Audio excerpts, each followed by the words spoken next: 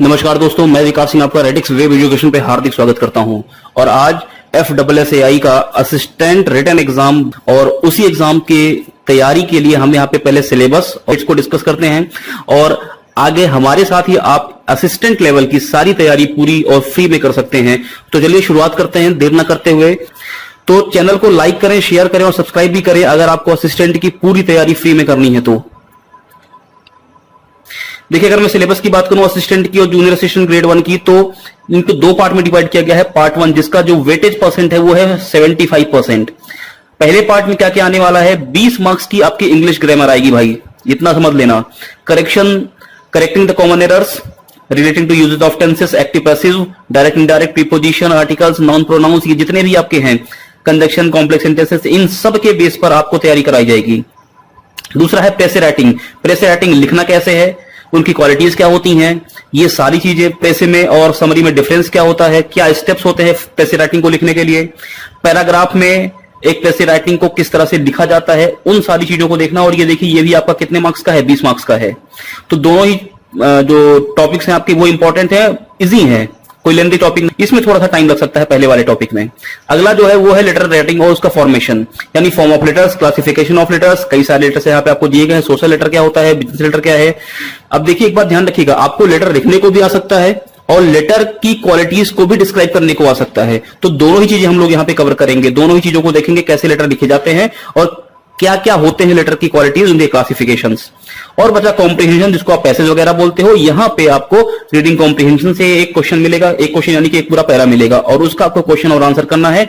ये आपका होगा 15 मार्क्स का। तो टोटल अगर हम बात करें तो ये 20 और 20 60 मार्क्स और 15 ये, तो टोटल मार्क्स हो गए आपके 75 मार्क्स।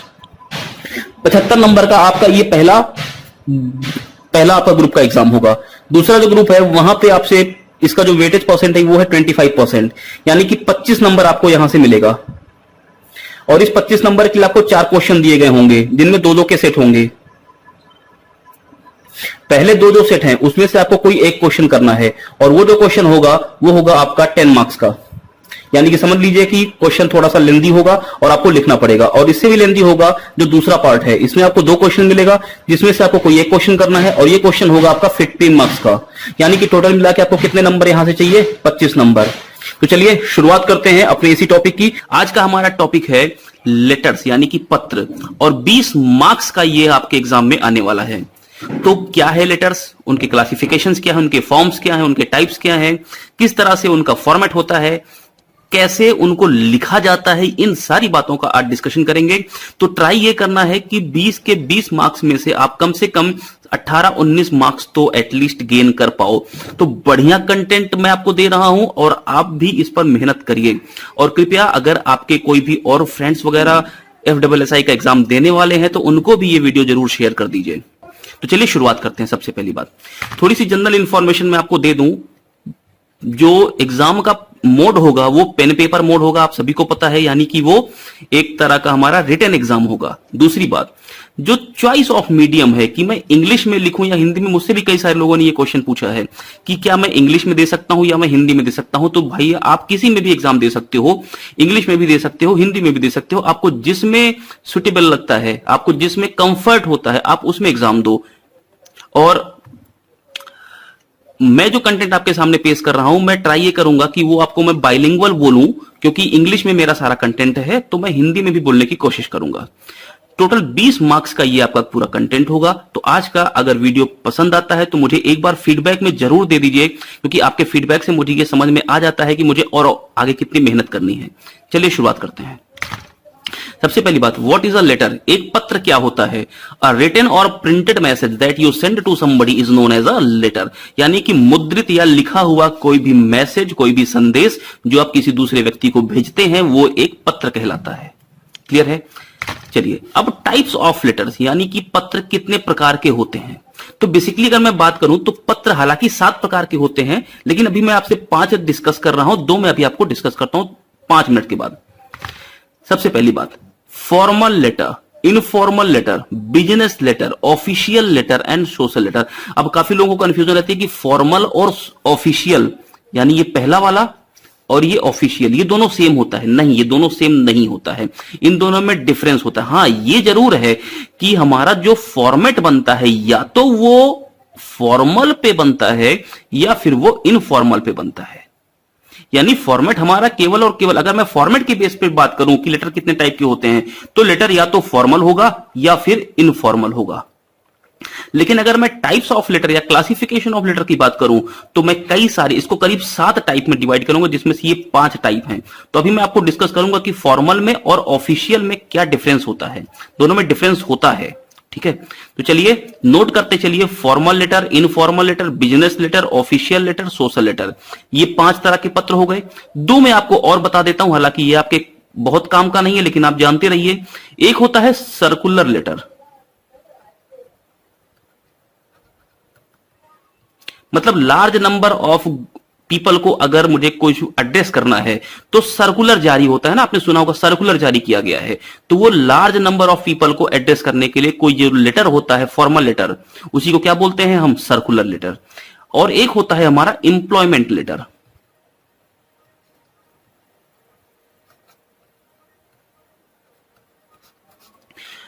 जब हम किसी व्यक्ति को जॉब देते हैं या उसकी ज्वाइनिंग की बात करते हैं, ऑफर लेटर की बात करते हैं, तो वो हमारा एम्प्लॉयमेंट टाइप का लेटर कहलाता है।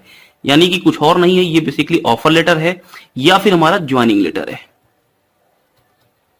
ठीक है। तो इन दोनों को हम क्या बोलते हैं? Employment letter. यानी कि बेसिकली लेटर्स हमारे कितने टाइप के हो गए? 7 टाइप के। अब सबसे पहले मैं आपको धीरे धीरे एक एक टाइप डिस्कस करता हूं और उसके बाद फिर हम फॉर्मल और इनफॉर्मल के फॉर्मेट पे चलते हैं। चलिए, सबसे पहली बात, फॉर्मल लेटर क्या होते हैं? These letters follow a certain pattern and formality. यानी एक सेट ऑफ पैटर्न होगा, उसी पैटर्न में ही हमें इस तरह के लेटर्स को, इस तरह के पत्रों को लिखना होगा। दूसरी बात, they are strictly kept professional in nature and directly address the issues concerned. यानी कि बेसिकली ये जो फॉर्मल लेटर्स हैं, ये किसी अथॉरिटी को कुछ जो हमारे इश्यूज हैं उनसे रिलेटेड अवगत कराने के लिए, उसके बारे में ज्ञापन देने के लिए जो लेटर्स लिखे जाते हैं, वो सारे के सारे लेटर्स फॉर्मल लेटर्स होते हैं। जैसे एक एग्जांपल के तौर पे मान लीजिए, मैं आपसे बोलता हूं कि आपको किसी न्यूज़पेपर को एक लेटर लिखना है जिसमें आप उसको ये बताएं कि किस तरह से स्टूडेंट्स का जो सिलेक्शन प्रोसीजर है एजेंसीज के द्वारा, रिक्रूटमेंट एजेंसीज जो हैं उनके द्वारा जो ये रिक्रूटमेंट प्रोसेस है, सिलेक्शन प्रोसीजर है, उसमें काफी डिले चल रहा है। तो इस तरह की चीजों को हमें किस तरह के लेटर में रखना पड़ेगा? फॉर्मल लेटर, उनका एक बेसिकली फॉर्मेट होगा। तो these letters follow a certain pattern and formality and second thing is they are strictly kept professional. यानी उनका सेट पैटर्न होगा, हमें उन्हीं पैटर्न में लिखना होगा। And directly address the issues concerned. यानी कि जो इश्यू है उसको हमें सब्जेक्ट के रूप में रखकर डायरेक्ट उनको एड्रेस करना होगा। किस तरह के हो सकते हैं ये? जैसे आपने किसी न्यूज़पेपर के एडिटर को लेटर लिखा, किसी होटल के या फिर किसी इंस्टीट्यूट के मैनेजर को आपने लेटर लिखा, किसी इंस्टीट्यूट के आपने डायरेक्टर को कोई लेटर लिखा, किसी ऑफिसर को जैसे कलेक्टर वगैरह को, एसडीएम वगैरह को आपने कोई लेटर लिखा, या फिर हम बिजनेस लेटर की भी बात करें तो ये सारे लेटर्स हमारे फॉर्मल लेटर की कैटेगरी में आते हैं। मतलब इनका एक सेट पैटर्न होगा, उस पैटर्न से वायोलेशन नहीं होना चाहिए। अब बात करते हैं इनफॉर्मल लेटर्स की। बेसिकली ये थोड़े पर्सनल टाइप के लेटर्स होते हैं, मतलब जैसे दोस्तों को लिख दिया, रिलेटिव्स को लिख दिया। They need not follow any set pattern और एडhere टू एनी फॉर्मेलिटीज। यानी डायरेक्ट लिख दो, हाय हेलो करके कुछ भी लिख सकते हो आप इसमें, ये आपकी पर्सनल चीज है। These letters are generally written to friends, relatives, acquaintance. चलिए, business letter. These letters are written among business correspondent. यानी कि जरा ध्यान रखिएगा एक बात और, जो लोग इंग्लिश में लिखने वाले हैं वो लोग स्पेलिंग का भी थोड़ा सा ध्यान रखेंगे। करेस्पॉन्डेंट्स की, जैसे मेरे से ही गलती हो जाती है करेस्पॉन्डेंट्स की स्पेलिंग को लिखने में, तो ये DENTS होता है, कई लोग यहाँ पे DANTS लिख देते हैं जो कि गलत है। तो स्पेलिंग, अगर आप इंग्लिश में कुछ भी लिख रहे हैं तो आप उसका बड़ा ध्यान रखेंगे, क्योंकि सबसे बड़ी बात यह है कि कोई भी लेटर अगर आप लिख रहे हैं तो उसमें फॉर्मेट बहुत इंपॉर्टेंट होता है, लेकिन साथ के साथ उसमें जो आप स्पेलिंग मिस्टेक्स वगैरह अगर करते हैं, जो बॉडी उसकी लिखते हैं, अगर उसमें आपने कोई भी मिस्टेक कर दी है तो ये फिर आपके पॉइंट ऑफ व्यू से, आपके मार्क्स के पॉइंट ऑफ व्यू से अच्छा नहीं है, ये गलत हो सकता है। या फिर आपने कहीं पे ग्रामेटिकल मिस्टेक कर दी है तो वो भी गलत है। बात क्लियर है? तो these letters are written among business correspondents, generally contains commercial information like, जैसे कि क्या क्या, जैसे मान लो कि मेरा कोई बिजनेस है, मैं किसी दूसरे कंपनी से कोई कोटेशन मांगना चाहता हूं, मैं कुछ खरीदना चाहता हूं सामान, तो क्या करूंगा, मैं कोटेशन भेजूंगा। उनसे क्या बोलूंगा कि आप कोटेशन मुझे भेजिए कि आपकी प्राइस क्या है, कितने में आप इस तरह के सामानों को हमें देने के लिए प्रतिबद्ध होने वाले हैं। तो ये सारी चीजें कोटेशन के रूप में रखी जाती हैं। फिर उसका ऑर्डर दिया जाता है, उस पर क्लेम होता है, उस पर कंप्लेंट्स होती हैं, और कलेक्शंस के लिए भी हम इस तरह के लेटर्स को इस्तेमाल करते हैं। यानी कि basically these letters involves quotations, orders, claims, complaints and letters for collection. Basically जो बिजनेस लेटर्स होते हैं वो कॉमर्शियल इंफॉर्मेशन शेयरिंग के लिए होते हैं।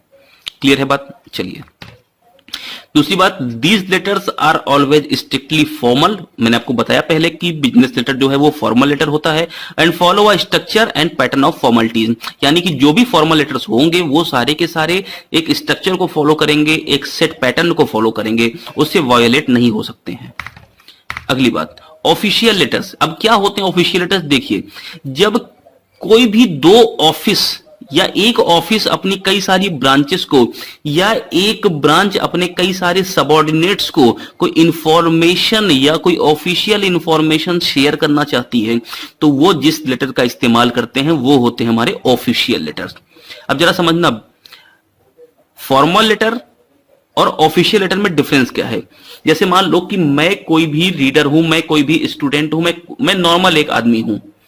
मैं अगर एक नॉर्मल आदमी हूं, मैं हो सकता है कि किसी दूसरे डिपार्टमेंट का भी हूं, तो मैंने अगर किसी अथॉरिटी को, किसी न्यूज़पेपर एडिटर को, किसी कलेक्टर को, किसी एसडीएम को, किसी डीएम को, किसी को भी मैंने कोई लेटर लिखा, किस रिगार्डिंग?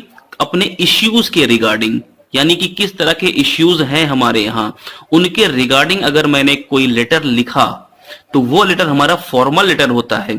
लेकिन ऑफिशियल लेटर्स क्या होते हैं? ये एक ही ऑफिस के अंतर्गत लिखे जाते हैं। मतलब जैसे मान लो एक छोटा सा एग्जांपल दूं, इंफोसिस एक आईटी कंपनी है, वो उसकी कई सारी ब्रांचेस हैं, तो वो अपनी सारी ब्रांचेस को, जैसे मान लो हेड ऑफिस ने एक कोई भी इंफॉर्मेशन शेयर करनी चाहिए ऑफिशियल इवेंट के तौर पे, कोई इवेंट होने वाला है, तो वो अपनी सारी ब्रांचेस को एक ऑफिशियल इंफॉर्मेशन देगा। तो वो ऑफिशियल इंफॉर्मेशन जो सारी ब्रांचेस को जाएगा हेड ऑफिस के द्वारा, वो कैसा लेटर होगा? वो ऑफिशियल लेटर होगा। यानी एक ही ब्रांच, एक ही ऑफिस इन सब में इन्वॉल्व है। लेकिन फॉर्मल में क्या है? फॉर्मल में कोई दूसरा बंदा किसी अथॉरिटी को कोई इश्यू कंसर्न के लिए लेटर भेजता है। मेरे ख्याल से आपको बात समझ में आ गई होगी। These letters are written to inform offices, branches, subordinates of official information. It usually relays official information like rules, regulations, procedures, events, and any such information like. जैसे मान लो कि जैसे FSSAI ही है, तो FSSAI की कई सारी ब्रांचेस हैं, तो मान लो हेड ऑफिस ने एक ऑफिशियल मैसेज जारी किया कि जितने भी ब्रांचेज हैं उन सब के एम्प्लॉई आज हेड ऑफिस में इकट्ठा होंगे और हमारा एक यहां पे इवेंट चलेगा। तो उसके लिए वो जो भी मैसेज करेंगे वो अपनी ही ब्रांचेज में कर रहे हैं, तो वो एक ऑफिशियल लेटर हो जाएगा, यानी ऑफिस पर्पस से जो लेटर है। लेकिन फॉर्मल लेटर की बात करें तो फॉर्मल लेटर क्या हो जाएगा कि कोई भी इंडिविजुअल जो ऑफिस से रिलेटेड नहीं है, वो अगर किसी अथॉरिटी को कोई मैसेज भेजता है या लेटर भेजता है, तो वो क्या है? वो हमारा फॉर्मल लेटर है। और फॉर्मल लेटर बेसिकली इश्यूज को कंसर्न रख के किया जाता है। चलिए, सोशल लेटर्स क्या होते हैं? बेसिकली सोशल लेटर्स कुछ और नहीं है, ये बेसिकली पर्सनल लेटर का ही एक टाइप है। और ये कब लिखे जाते हैं? जब हम किसी स्पेशल ओकेजन की, इवेंट की बात करते हैं। A personal letter written on the occasion of a special event, जैसे किसी को कॉन्ग्रेचुलेशन देना है उस तरह का लेटर, या कोई कंडोलेंस लेटर आपको लिखना है, कोई इनवाइट करना है किसी को तो इनविटेशन लेटर लिखना है। ये सारे लेटर्स क्या हैं? ये एक सोशल लेटर्स। जैसे शादियां वगैरह होती हैं, शादियां वगैरह में क्या होता है, हम लोग क्या देते हैं, कार्ड देते हैं ना, तो वो एक तरह का लेटर है। अगर इस तरह का हम एक लेटर दें तो हमारा क्या हो जाएगा कि भाई साहब हमारे मेरे मामा की शादी है, उसमें दरूल से दरूल आना, इस तरह की चीजें जो है ना, ये सोशल लेटर की फॉर्मेट में जाती हैं। अब आइए मैं बात करता हूं सबसे इंपॉर्टेंट बात, फॉर्मेट। और एक बात ध्यान रखिएगा, अगर एग्जाम में लेटर लिखने को आता है तो बहुत घबराने की जरूरत नहीं है, केवल आपको उसका पहले फॉर्मेट ध्यान रखना, क्योंकि अगर फॉर्मेट में गलत हुआ, इसका सीधा सा मतलब है कि फॉर्मेट का अपना कम से कम 4 से 5 नंबर होगा, और अगर फॉर्मेट गलत हुआ तो वो 4-5 नंबर आपके सीधे काट दिए जाएंगे। क्लियर है बात? तो चलिए फॉर्मल लेटर्स और इनफॉर्मल लेटर्स की अगर हम बात करें तो उसका फॉर्मेट क्या हो सकता है। तो एक ट्रिक मैं आपको बताता हूं, जरा ध्यान रखिएगा, बड़ी प्यारी ट्रिक है। वाड्रा साहब को तो सब जानते होंगे, है ना, अपनी सोनिया गांधी जी के दामाद हैं। तो वाड्रा साहब से उनके एक दोस्त ने पूछा कि एसएसबी दोगे? एसएसबी तो आप जानती है क्या होता है। तो वाड्रा साहब से पूछा कि भाई एसएसबी दोगे? तो वाड्रा साहब ने के दोस्त ने बोला कि नहीं नहीं नहीं, ये क्यों देगा, इसके पास तो खुद ही इतनी सारी जमीन है। इसका मतलब जरा देखना ध्यान से, वाड्रा साहब से पूछा एसएसबी दोगे, तो वाड्रा साहब ने बोला ये नहीं देगा। और लेटर की अगर मैं बात करूं फॉर्मल की, तो आप ये 333 ध्यान रखिए, 333। और इनफॉर्मल की बात करूं तो ये 222 ध्यान रखिए। अब क्या है ये 333 222, जरा समझिए। तो वाड्रा से देखिए, डब्ल्यू ए से क्या हो गया, वाड, ये डब्ल्यू ए डी और आर ए, यानी ये क्या हो गया, वाड्रा। ये क्या हो गया, S S B, Vadra S S B देगा? तो क्या बोलता है, ये नहीं देगा। बात समझ में आ रही है? तो आप इससे ध्यान रख सकते हो, या आप अपना कोई भी नेमोनिक्स बना सकते हो जिससे आप ध्यान रखिए। फिलहाल आपको फॉर्मेट ध्यान रखना है 333 फॉर्मल का और इनफॉर्मल का 222। क्या है ये जरा देखिए। सबसे पहली बात, ऊपर के जो ये हेडर है, हेडर में क्या लिखा जाएगा, वाड्रा। वाड्रा क्या, डब्ल्यू ए से क्या हो गया आपका, राइटर्स एड्रेस। राइटर्स कौन, जो ये लेटर लिख रहा है उसका एड्रेस सबसे ऊपर लिखना है। डी से क्या हो गए भाई साहब, डेट, यानी एड्रेस लिखना है, उसके पहले नंबर पे क्या लिखना है, एड्रेस, दूसरे नंबर पे क्या लिखनी है, डेट, और तीसरे नंबर पे क्या लिखना है, आर ए। आर ए का मतलब क्या हो गया, रिसीवर्स एड्रेस।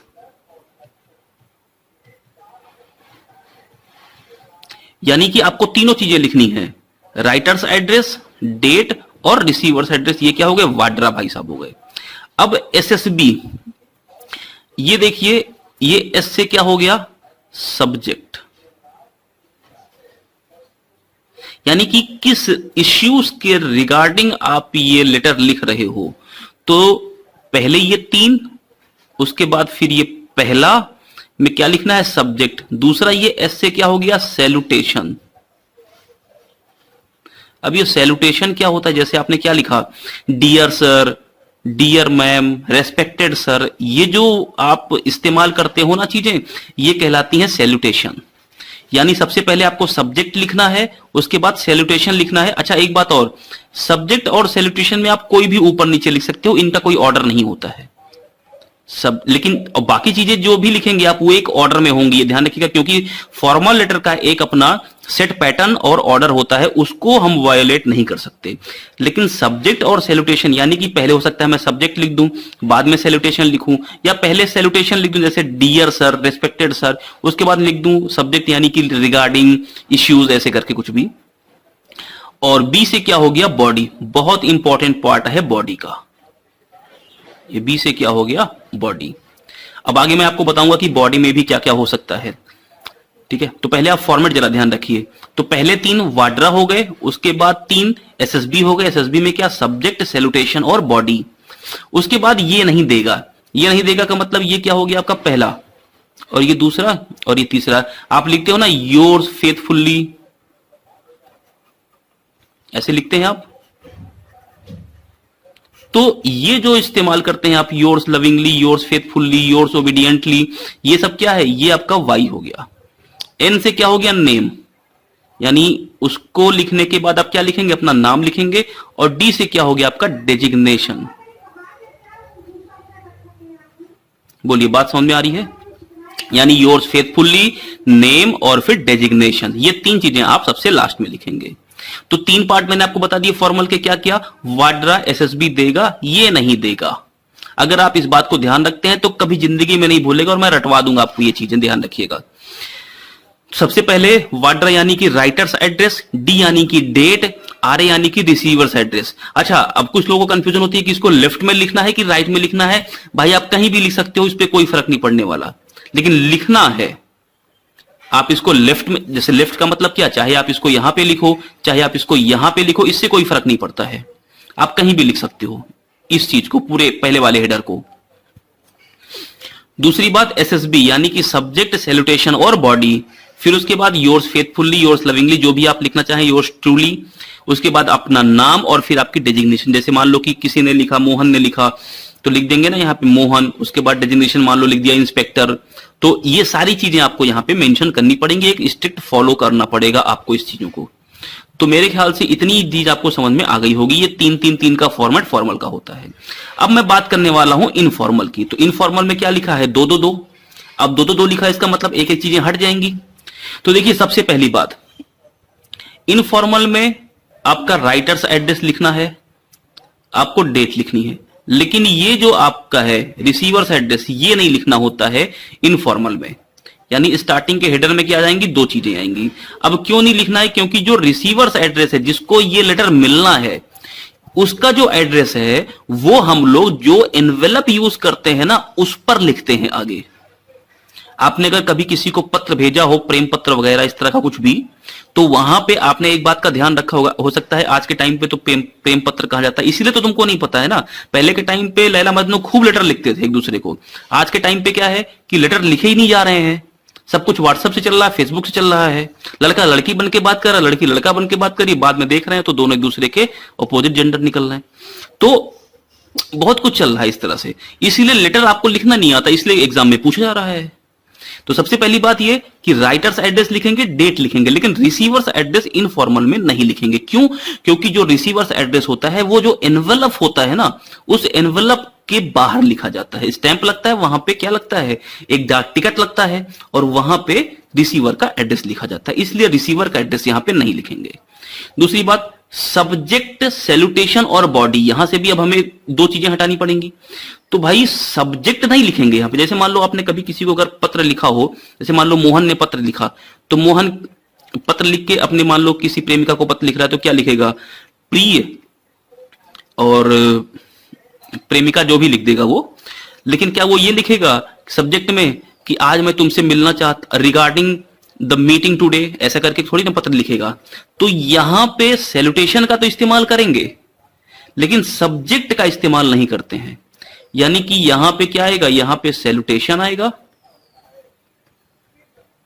और साथ के साथ बॉडी आएगी, ये दो चीजें आएंगी। तो यहां पे सब्जेक्ट का इस्तेमाल नहीं करेंगे, किसमें, इनफॉर्मल में। ध्यान रखिएगा, वाड्रा में रिसीवर एड्रेस नहीं आएगा, यहां पे सब्जेक्ट नहीं लिखना है, यानी सीधे से dear, dear Ram, dear Mohan, इस तरह से करके कुछ भी लिख सकते हैं। सैल्यूटेशन इस्तेमाल कर लिया और बॉडी इस्तेमाल कर ली। तीसरी सबसे इंपॉर्टेंट बात, अब यहां पे क्या नहीं आएगा, यहां पे डेजिग्नेशन नहीं आएगा, डेजिग्नेशन का इस्तेमाल नहीं करेंगे। जैसे मान लो मैंने लिखा कि अपने किसी मित्र को पत्र, वहां पे क्या लिखा, योर्स ट्रूली या योर्स लविंगली मोहन, है ना। अब वहां पे ये थोड़ी लिखेंगे कि अपनी धौंस जमाने के लिए कि मैं इंस्पेक्टर हूं, इंस्पेक्टर लिख दिया नीचे, नहीं। तो वहां पे किसी भी पर्सनल लेटर में डेजिग्नेशन का इस्तेमाल नहीं करते हैं। यानी क्या क्या लिखेंगे, वाई लिखेंगे और एन लिखेंगे। बोलो बात समझ में आ रही है। यहां पे क्या लिखेंगे, यहां पे वाड्रा का WA लिखेंगे और डी लिखेंगे, RA को हटा देंगे, है ना। यहां पे क्या नहीं लिखेंगे, यहां पे SSB में सब्जेक्ट को इस्तेमाल नहीं करेंगे, सैल्यूटेशन इस्तेमाल करेंगे और बॉडी इस्तेमाल करेंगे। तो ये 222 आपका इस तरह से बन गया। मेरे ख्याल से अब ये फॉर्मेट आप कभी जिंदगी में नहीं बोलोगे। फिर से एक बार ध्यान रखो, वाड्रा SSB देगा, ये नहीं देगा। बात क्लियर है। वाड्रा से हो गया WA यानी कि राइटर्स एड्रेस, डेट से हो गई डेट, रिसीवर्स एड्रेस RA से हो गया, सब्जेक्ट और सैल्यूटेशन को हम लोग इन फॉर्मल लेटर में अगर हम बात करें तो वहां पे किसी को में भी ऊपर नीचे लिख सकते हैं। B से हो गई बॉडी, उसके बाद YND यानी कि ये नहीं देगा, यानी कि योर्स फेथफुली या योर्स लविंगली जो भी हम इस्तेमाल करना चाहें। उसके बाद नेम, उसके बाद हमारी डेजिग्नेशन। ये तो हो गए फॉर्मल। इनफॉर्मल में क्या करना है, रिसीवर्स एड्रेस नहीं लिखना है हेडर में। दूसरा, जब हम मिड पॉइंट पे आएंगे तो मिड पॉइंट पे हमें सब्जेक्ट नहीं लिखना है, सैल्यूटेशन और बॉडी का इस्तेमाल करना है। और तीसरी इंपॉर्टेंट बात यह है कि हम वहां पे अपनी सबसे लास्ट में डिजिग्नेशन का इस्तेमाल नहीं करेंगे। क्लियर है? तो ये 333 222 आप ध्यान रखिए, आपको फॉर्मेट में कोई दिक्कत नहीं आएगी। अब चलिए मैं कुछ लेटर्स आपके सामने जरा लिखता हूं, जरा समझिएगा इसको। मैं आपका फॉर्मेट दिखाता हूं। Write letter to the editor, ये ऑफिशियल लेटर हो गया, सॉरी फॉर्मल लेटर हो गया। Write letter to the editor of national newspaper by the reader. अब रीडर कौन है? मोहन। आपको एग्जामिनर नाम भी दे सकता है और नहीं भी दे सकता। अगर नाम देगा तो आपको वही नाम लिखना है, अपना नाम नहीं लिखना है। जैसे मान लो कि मेरा नाम क्या है, विकास सिंह है, तो अगर एग्जामिनर ने बोला कि अपना नाम वहां पे लिख दीजिए, तो आप अपना नाम लिखिएगा तब। लेकिन एग्जामिनर ने अगर अपनी तरफ से कोई नाम दे दिया, प्यारे मोहन, तो आपको प्यारे मोहन लिखना पड़ेगा, अपना नाम मत लिख देना। Of the newspaper about the issues faced by the, देखिए अब यहां पे क्या है, इश्यू के बारे में कंसर्न करना है ना, faced by the students due to delay in selection procedure by agencies. जो रिक्रूटमेंट एजेंसीज हैं वो स्टूडेंट के सिलेक्शन प्रोसीजर में डिले कर रही है, इसके रिगार्डिंग हमें एक लेटर लिखना है। किसको लिखना है? एडिटर को। अब देखिए नेशनल न्यूज़पेपर का एडिटर, उसको लेटर कौन लिख रहा है? मैं कौन हूं? मैं एक रीडर हूं, मैं न्यूज़पेपर पढ़ता हूं। बात समझ में आ रही है? अब मेरी कोई भी डिजिग्नेशन हो सकती है, मैं कुछ भी हो सकता हूं, मैं टीचर हो सकता हूं, मैं इंस्पेक्टर हो सकता हूं, मैं कुछ भी हो सकता हूं। चलिए देखिए, सबसे पहली बात, ऊपर वाड्रा राइटर्स एड्रेस, ये किसका एड्रेस है? राइटर का। राइटर का कौन? यानी कि जो लेटर लिख रहा है उसका एड्रेस। वाड्रा के बाद डी, वाड्रा डेट। डेट का फॉर्मेट ध्यान रखिए आप, बेसिकली डेट इसी तरह से लिखिएगा। उसके बाद फिर क्या आ गया हमारा? टू से इस्तेमाल करेंगे हम, है ना, और टू से क्या इस्तेमाल करेंगे यहां पे? राइटर्स एड्रेस, यानी सॉरी रिसीवर्स एड्रेस, कि कौन रिसीव कर रहा है इसको। भाई मैंने लिखा तो ये मेरा एड्रेस है, ठीक है, मेरा यानी कि मोहन का। मान लो मोहन लिखा है तो ये मोहन का एड्रेस है। किस डेट को लिखा है? वो डेट। उसके बाद किसके लिए लिखा है? तो ये लिखा है द एडिटर को। किसको? द इंडियन एक्सप्रेस, जो नेशनल न्यूज़पेपर है उसका एड्रेस पूरा, यानी कि रिसीवर्स एड्रेस। बोलो बात समझ में आ रही है? तो ये हमारा हेडर कंप्लीट हो गया पूरा। उसके बाद फिर मैं क्या इस्तेमाल कर रहा हूं यहां पे? सैल्यूटेशन।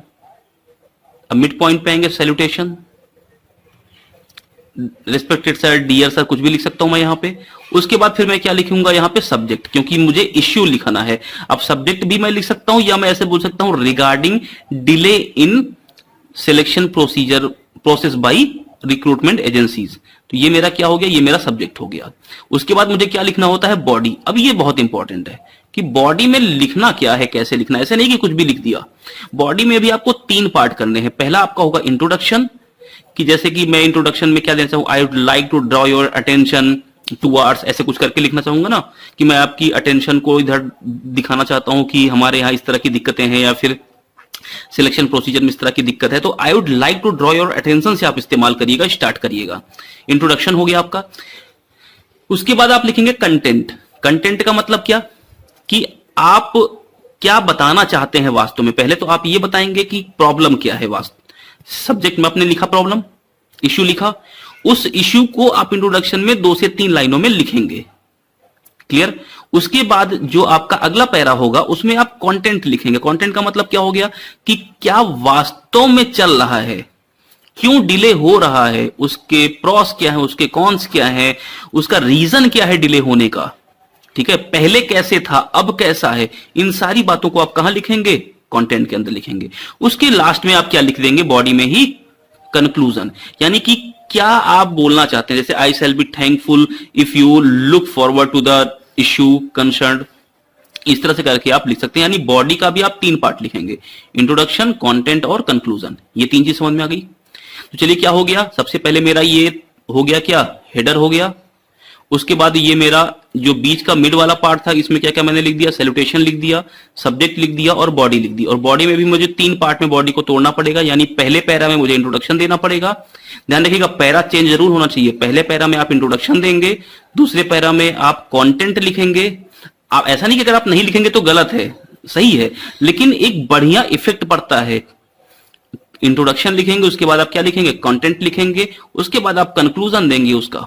क्लियर? तो ये आपकी पूरी बॉडी कंप्लीट हो जाएगी, यानी वाड्रा एसएसबी कंप्लीट। उसके बाद वाईएनडी, वाई में मैंने लिख दिया योर्स ट्रूली, नाम लिख दिया मोहन।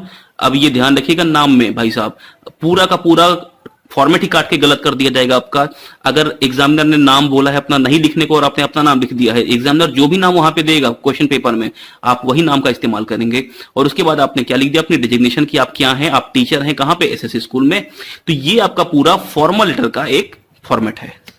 चलिए अब दूसरा एग्जांपल मैं आपको दे रहा हूं, write a letter to your friend to describe the Manali trip. Manali trip के बारे में आपको अपने दोस्तों को क्या करना है, एक डिस्क्रिप्शन देना है। तो चलिए अब मुझे यहां पे क्या लिखना है, 3 पार्ट हो गए हमारे, हेडर, उसके बाद फिर ये मेरा मिड वाला पार्ट और ये बॉटम पार्ट। सबसे पहले हेडर में मुझे क्या लिखना है, वाड्रा। वाड्रा में मुझे WA लिखना है, राइटर्स एड्रेस, यानी कौन लेटर लिख रहा है, मैं लिख रहा हूं तो मेरा एड्रेस। उसके बाद क्या हो गई, डेट हो गई। रिसीवर्स एड्रेस यहां नहीं लिखते हैं, ठीक है। उसके बाद देखिए मैंने क्या लिख दिया, सैल्यूटेशन, डियर राधे, मेरा राधे दोस्त है तो मैंने डियर राधे लिख दिया। लेकिन यहां पे आप सब्जेक्ट को नहीं लिखेंगे, देखा। उसके बाद फिर क्या आ गई, बॉडी आ गई। बॉडी में फिर से वही बात, इंट्रोडक्शन, कंटेंट और कंक्लूजन। कंक्लूजन में आप लास्ट में अगर इस तरह से करके लिखें, जैसे कि convey my regards to all family members, तो इस तरह से करके लिखेंगे तो ज्यादा एक इफेक्ट पड़ता है। तो ये 3 चीजें आपकी किस में आ जाएंगी, बॉडी में आ जाएंगी। फिर उसके बाद क्या लिखना है, हमें वाई लिखना है और एन लिखना है, डेजिग्नेशन नहीं लिखनी है। योर्स लविंगली, योर्स ट्रूली, ऐसे मोहन, ठीक है, इस तरह से करके आपको लिखना है।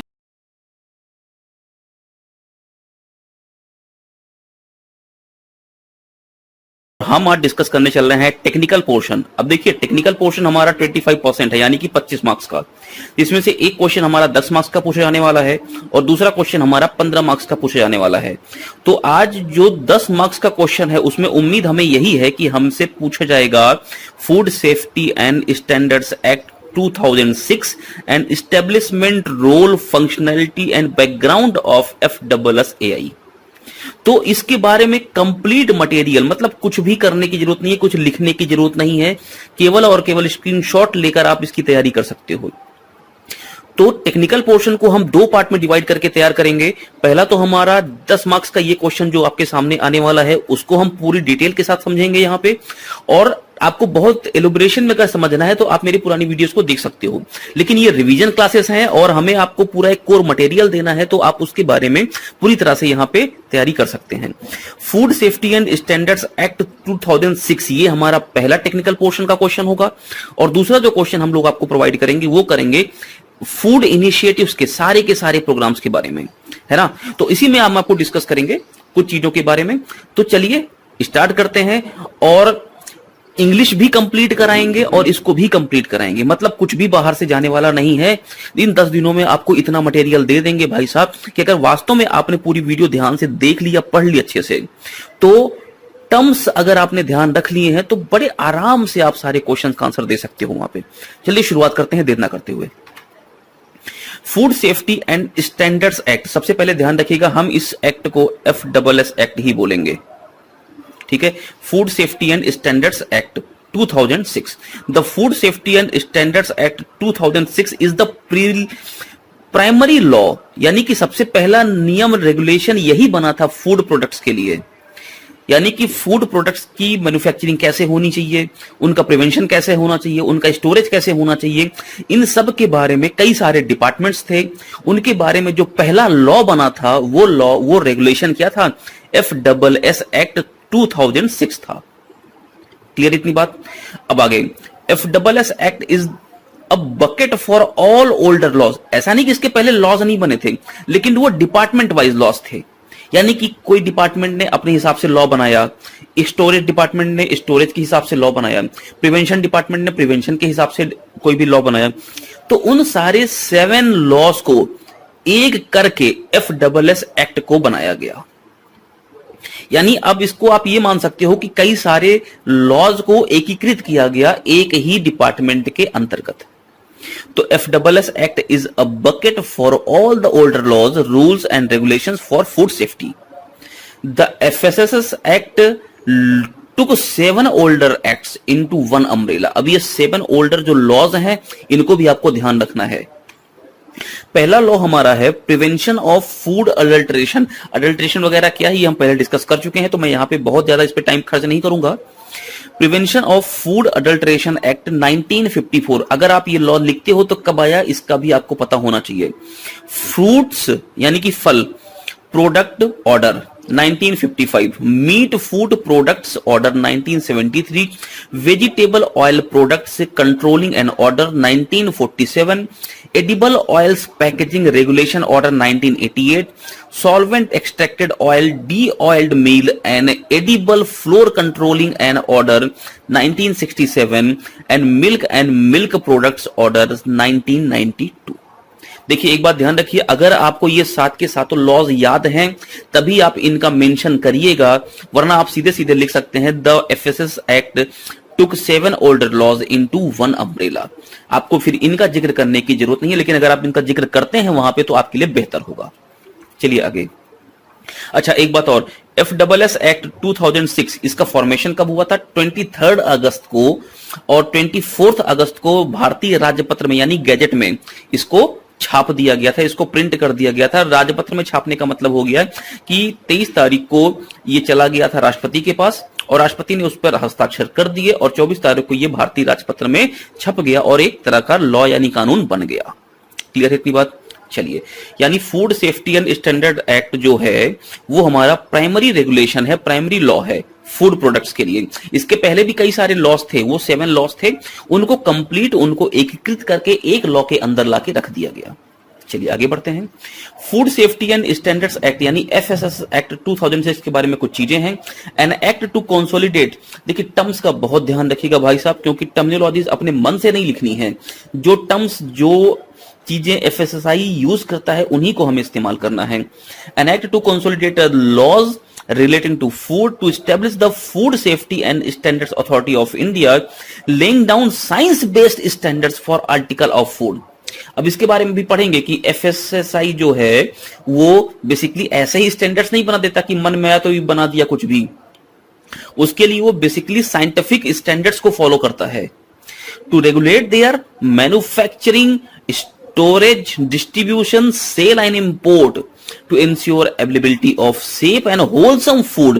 अब क्यों इतना तामझाम करना पड़ रहा है? क्योंकि सीधी सी बात है, ह्यूमन उसे खाएगा, ह्यूमन कंजम्पशन करेगा तो ह्यूमन की हेल्थ की बात भी करेंगे वहां पे। इतनी बातें समझ में आ रही हैं? चलिए अब food safety and standards authority of India, इसका स्टैब्लिशमेंट क्यों हुआ? देखिए एफएसएसएस क्या है? ये एक एक्ट है, ये एक कानून है ना। अब ये कानून लगाएगा कौन, अप्लाई कौन करेगा, उसके लिए जो स्टैच्यूटरी बॉडी होगी वो कौन होगी? तो इसके लिए एफएसएसएआई की एस्टेब्लिशमेंट की या फाउंडेशन की बात चली। अब एफएसएसएआई वाज, पहली बात तो ये कि आप इसका फुल फॉर्म ध्यान रखिएगा, जो लोग हिंदी में पेपर देने वाले हैं वो इसका हिंदी का फॉर्म ध्यान रखेंगे, भारतीय खाद्य सुरक्षा या संरक्षा एवं मानक प्राधिकरण। आप इसका फॉर्म जरूर ध्यान रखिएगा, क्योंकि अगर आप हिंदी में लिख रहे हैं तो आपको फिर उसका फुल फॉर्म भी हिंदी में ही लिखना पड़ेगा। FSSAI was established bye former union minister, यानी कि केंद्रीय, पुराने जो एक्स केंद्रीय मंत्री थे, कौन थे? डॉक्टर अंबुमणि रामदास। ये अंबुमणि रामदास हैं doctor. Government of India on 5 अगस्त 2011, यानी 5 अगस्त 2011 को former union minister Anbumani Ramdas के द्वारा एफएसएसएआई की स्थापना की गई। और किस लॉ के अंतर्गत, किस एक्ट के अंतर्गत की गई?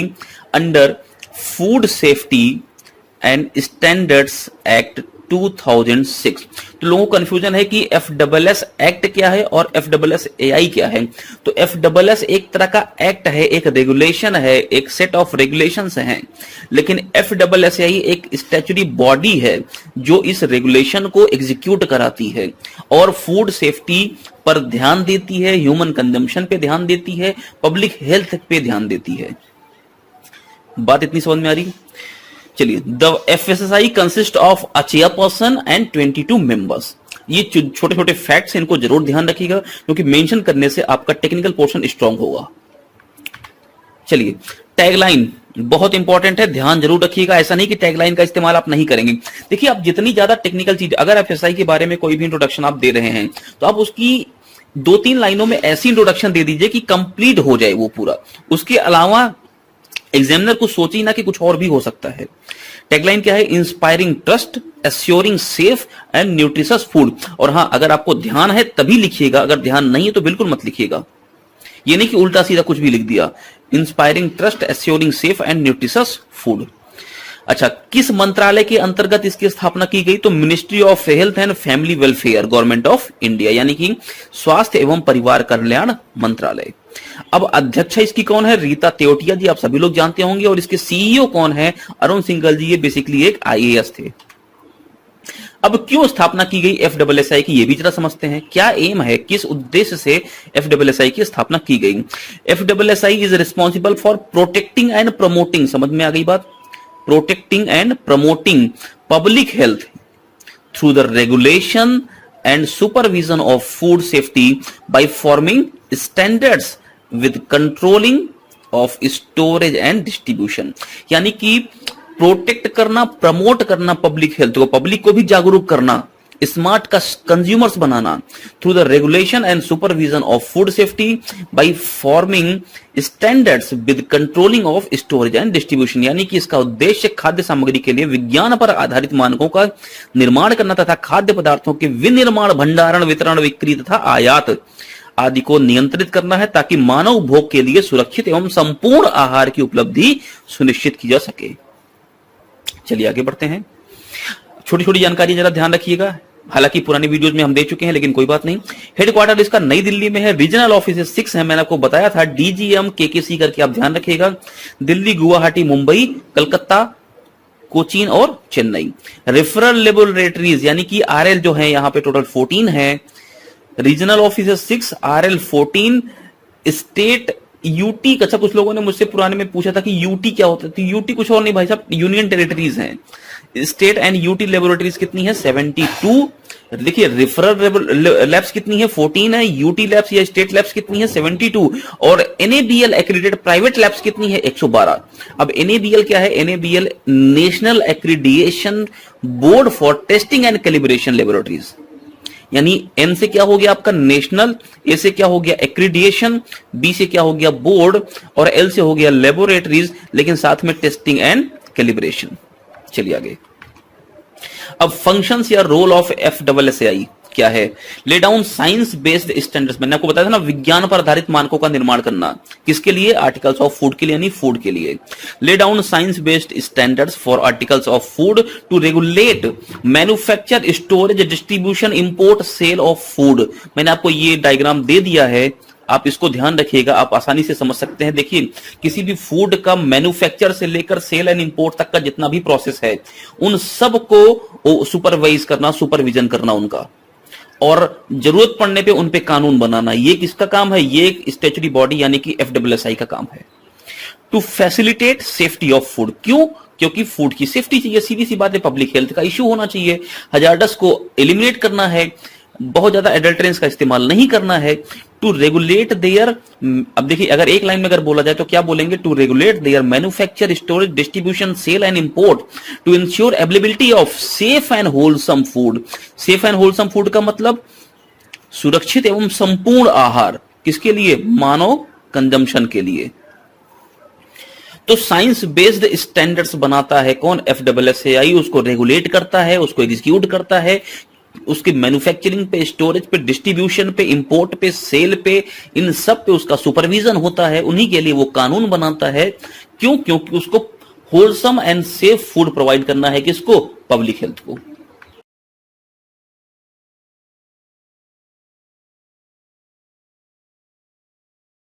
तीसरा दिन है हमारी तैयारी का, और हमारा जो टॉपिक है वो है प्रेसी राइटिंग। बहुत इंपॉर्टेंट टॉपिक है, क्योंकि 20 मार्क्स का ये टॉपिक हमारा एग्जाम में पूछा जाने वाला है, जिसमें 2 तरह के क्वेश्चंस की उम्मीद है। पहला क्वेश्चन तो प्रेसी के बारे में, कि प्रेसी क्या होती है, प्रेसी राइटिंग क्या होती है, प्रेसी राइटिंग की क्वालिटीज क्या होती हैं, उनकी गाइडलाइंस क्या है, क्या यूजेस हैं।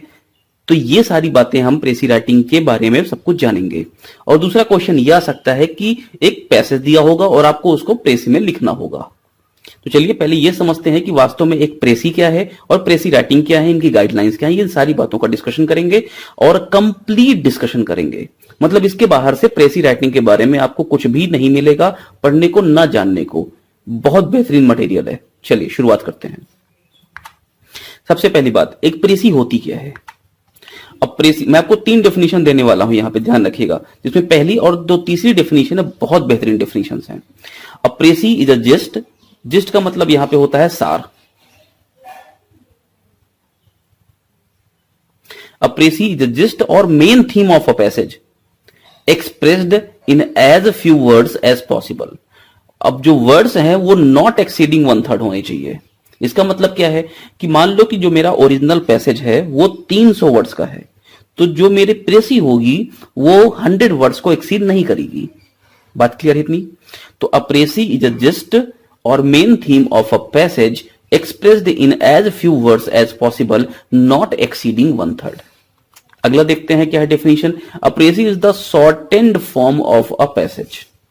अगली डेफिनेशन बहुत प्यारी डेफिनेशन है और बहुत इंपॉर्टेंट है। A precis is a maintained replication of the original passage. मतलब एक ही लाइन में सब कुछ बोल दिया। A precis is a maintained replication of the original passage. चलिए आगे क्या बात करते हैं इसमें प्रेसी राइटिंग के बारे में। अप्रेसी writing is a process of condensing a passage to its main points। यानी कि किसी भी पैसेज को छोटा संक्षिप्त कर देना उसके मेन पॉइंट्स के साथ, ये कहलाता है प्रेसी राइटिंग। अब क्या क्वालिटीज हैं एक अच्छी प्रेसी राइटिंग की, उनको जरा समझते हैं। 8 क्वालिटीज मैं आपको यहां पे बताऊंगा और उन 8 की 8 क्वालिटीज को आपको ध्यान रखना है क्योंकि ये लिखने को भी आ सकता है एग्जाम में। सबसे पहली बात, जो सबसे पहली क्वालिटी है वो है ब्रेविटी। ब्रेविटी का मतलब क्या होता है यहां पे? संक्षिप्तता।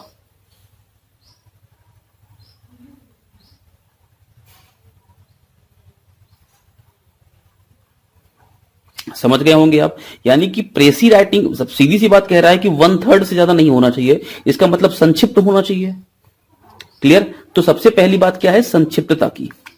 अगली क्वालिटी क्या है? क्लैरिटी।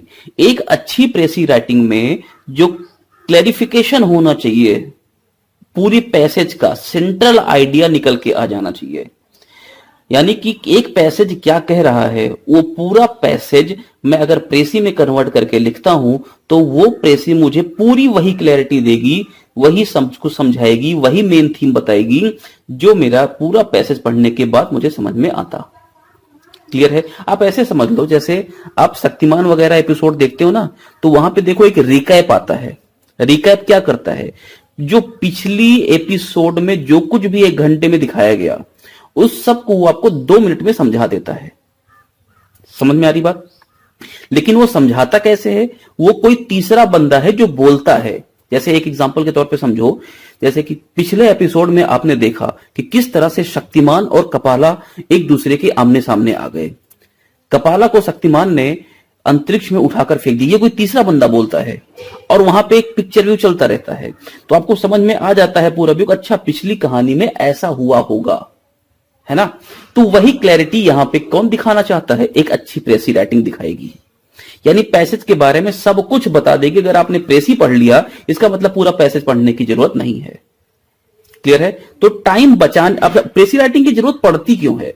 क्योंकि बेसिकली जब हमें कोई बहुत बड़ी रिपोर्ट एक सबमिट करनी होती है तो पूरी रिपोर्ट की रीडिंग नहीं होती है, वहां पे रीडिंग होती है प्रेसी की, कि आखिर में जो रिपोर्ट सबमिट हो रही है उसकी मेन थीम है क्या, किस बारे में वो बात कर रहा है, क्या उसके मेन पॉइंट्स हैं, वो सारी चीज एक अच्छी प्रेसी में होती है।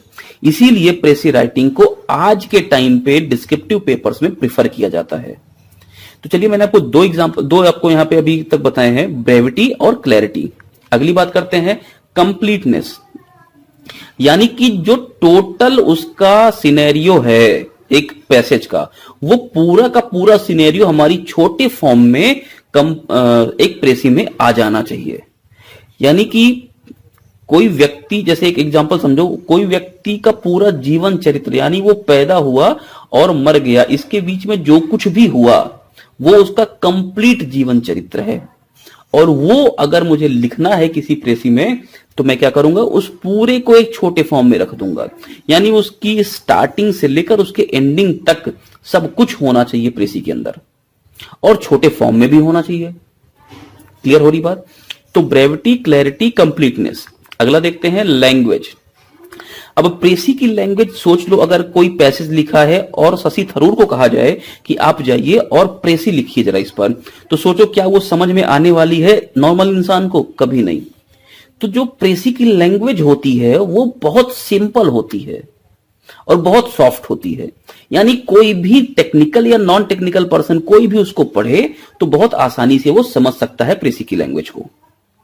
तो यानी लैंग्वेज बहुत सिंपल और बहुत सॉफ्ट होनी चाहिए। अगली क्वालिटी की बात करते हैं, कनेक्टेडनेस। अब सारे इवेंट जो भी प्रेसी के अंदर हैं वो सारे इवेंट एक दूसरे से कनेक्टेड होने चाहिए और एक ऑर्डर में होने चाहिए।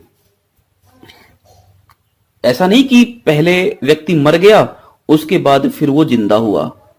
व्यक्ति का जो पूरा प्रोसेस, जैसे पहले वो 5th क्लास में था, फिर 6th में गया, फिर 7th में गया, तो 5th में उसके साथ क्या घटनाएं हुई, 6th में क्या घटनाएं हुई, फिर 7th में क्या घटनाएं हुई, ये एक दूसरे से कनेक्ट होनी चाहिए। ऐसा नहीं कि कभी 6th ले लिया, कभी 4th ले लिया, कभी 7th ले लिया, ऐसे नहीं। एक कनेक्टेडनेस होनी चाहिए उसके अंदर। और कनेक्टेडनेस का सीधा सा मतलब है ऑर्डरिंग से, कि ऑर्डर सेम होना चाहिए। टेंस। अब कई बार लोग ये कहते हैं कि जो एक अच्छी प्रेसी का टेंस होता है वो कोई भी हो सकता है, लेकिन नहीं। एक अच्छी प्रेसिंग लिखने के लिए हमें टेंस का बहुत ध्यान रखना पड़ता है और हमारा जो टेंस होगा वो बेसिकली पास्ट टेंस होता है, यानी भूतकाल।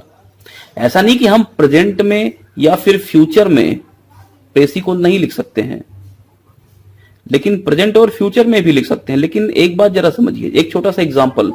बेसिकली प्रेसी लिखी किस में जाती है? पास्ट टेंस में, और कोई थर्ड पर्सन के द्वारा लिखी जाती है। यानी जैसे मान लो मैं ऑथर हूं किसी बुक का, तो मेरी बुक का कोई पैसेज होगा, यानी उस पैसेज का ऑथर भी मैं ही हूं। तो पैसेज का ऑथर मैं हूं, लेकिन अगर कोई प्रेसी लिखेगा तो वो मेरे ही उस पैसेज के एक सेंट्रल आइडिया को उस प्रेसी के अंदर डालेगा अपने शब्दों में। मेरे शब्दों को नहीं लेगा, वो अपने शब्दों का इस्तेमाल करेगा। बात समझ में आ रही है? लेकिन जो चीज मैं लिख चुका हूं वो तो पास्ट की चीज हो गई ना। अब उस चीज को कोई व्यक्ति आगे चल के लिख रहा है प्रेसी में, इसका मतलब वो पास्ट की चीज को लिख रहा है। और पास्ट की चीज को लिख रहा है तो सीधी सी बात है, वो किस में लिखेगा? वो पास्ट टेंस में लिखेगा। इसमें इतना ज्यादा टेक्निकल को समझना नहीं है। बात समझ में आ रही है?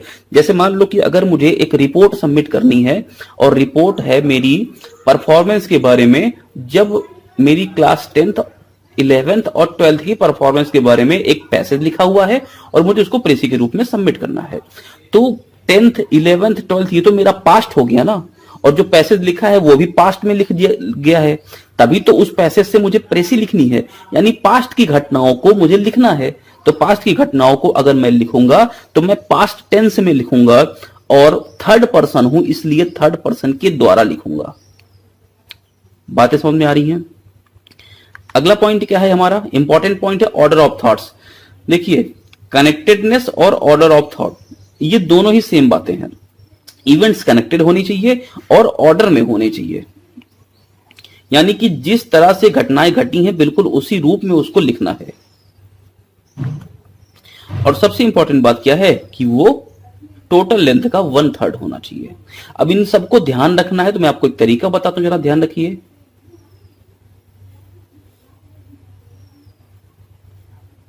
BCCC LTT 1/3 क्या है ये? B से हो गया आपका ब्रेविटी, CCC एक C से हो गया क्लैरिटी, एक C से हो गया कंप्लीटनेस, और एक C से हो गया कनेक्टेडनेस। यानी ब्रेविटी होनी चाहिए, ब्रेविटी के साथ CCC भी क्वालिफाई होना चाहिए, और CCC क्वालिफाई होने का मतलब क्लैरिटी, कंप्लीटनेस और कनेक्टेडनेस होनी चाहिए। और अगली इंपॉर्टेंट बात क्या है? लैंग्वेज सिंपल और सॉफ्ट होनी चाहिए, टेंस जो है वो पास्ट होना चाहिए, और ऑर्डर ऑफ थॉट्स जो है इसको मैंने थॉट T से डिनोट कर दिया।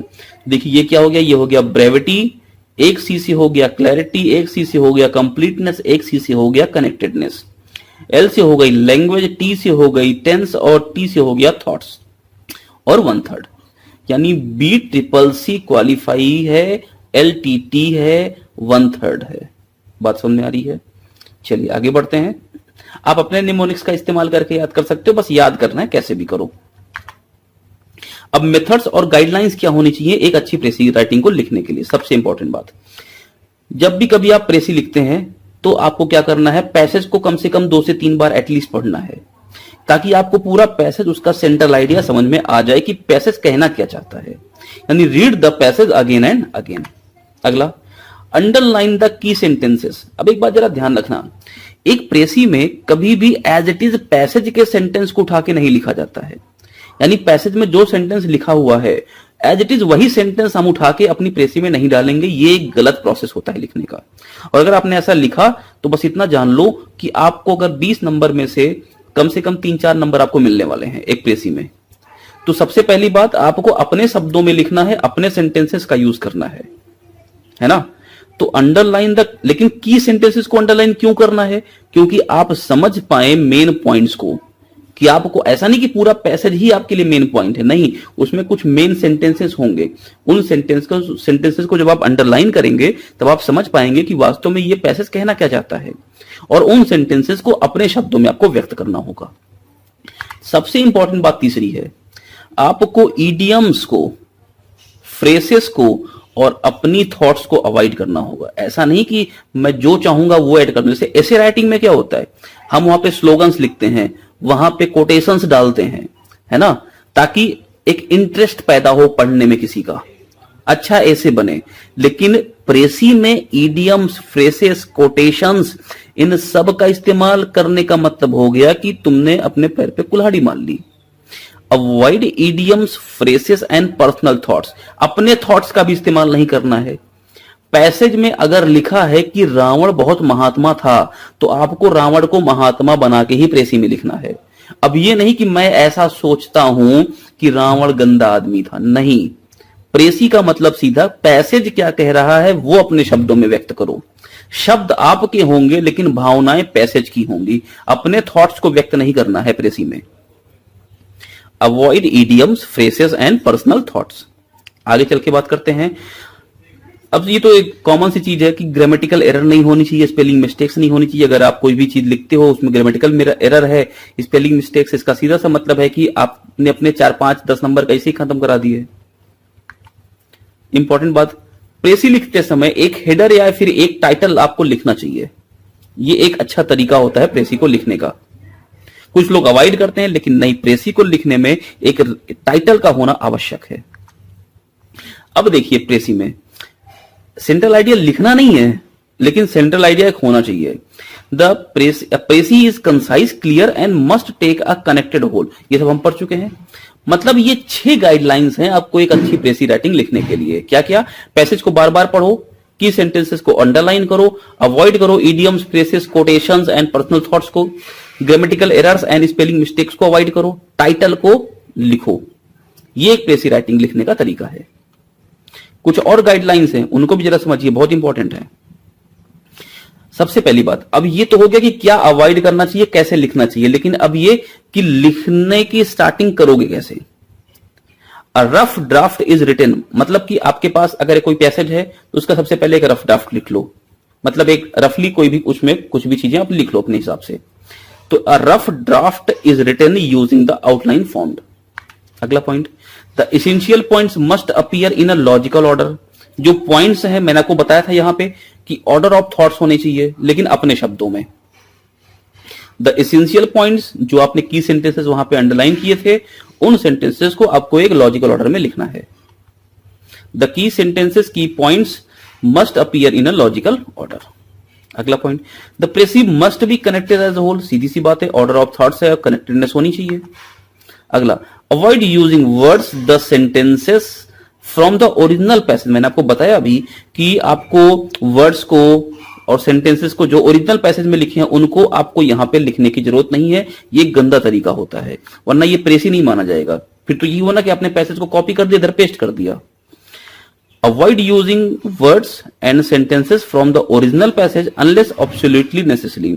मतलब जैसे कोई कोटेशन के रूप में कुछ लिखा हुआ है वहां पे, और ये बहुत जरूरी है कि इसको यहां पे डाला जाए, बहुत इंपॉर्टेंट पॉइंट है, तो आप उसको एज इट इज यहां पे डाल दो, लेकिन अवॉइड करो ये सारी चीजें। एक अच्छी प्रेसी राइटिंग की ये गाइडलाइन है। अगला, avoid words like in my opinion, I believe that. इस तरह के आप सेंटेंसेस, इस तरह के वर्ड्स का इस्तेमाल नहीं करेंगे वहां पे कि मेरा ये ओपिनियन है, मैं ऐसा विश्वास करता हूं। नहीं, आप नहीं विश्वास करते हैं, जैसा पैसेज विश्वास करता है वैसा लिखना है ना। आपकी भावनाएं यहां पे महत्व नहीं रखती हैं, महत्व रखती हैं तो उस पैसेज की भावनाएं। अब देखिए लैंग्वेज जो है वो सिंपल होनी चाहिए, एनएम्बिगुअस होनी चाहिए और सॉफ्ट होनी चाहिए, सीधी सी बात है। Must be written in past tense, मैंने आपको बताया था अभी कि टेंस कैसा होना चाहिए, पास्ट होना चाहिए। प्रेजेंट और फ्यूचर हो सकता है लेकिन होना कैसा चाहिए, पास्ट। और सबसे इंपॉर्टेंट बात, विद द इनडायरेक्ट स्पीच, मैंने आपको बताया ना कि कोई थर्ड पर्सन बोलेगा, ये कौन बोलेगा, थर्ड पर्सन बोलेगा। और थर्ड पर्सन बोलेगा इसका मतलब डायरेक्ट स्पीच नहीं होगी, आपको इतना आइडिया होगा, डायरेक्ट इनडायरेक्ट हाई स्कूल पास हो गए तो वहां पे क्या होगा, इनडायरेक्ट स्पीच होगी। मेरे ख्याल से इतनी बात समझ में आ गई। तो पास्ट टेंस होना चाहिए और स्पीच कैसी होनी चाहिए, indirect.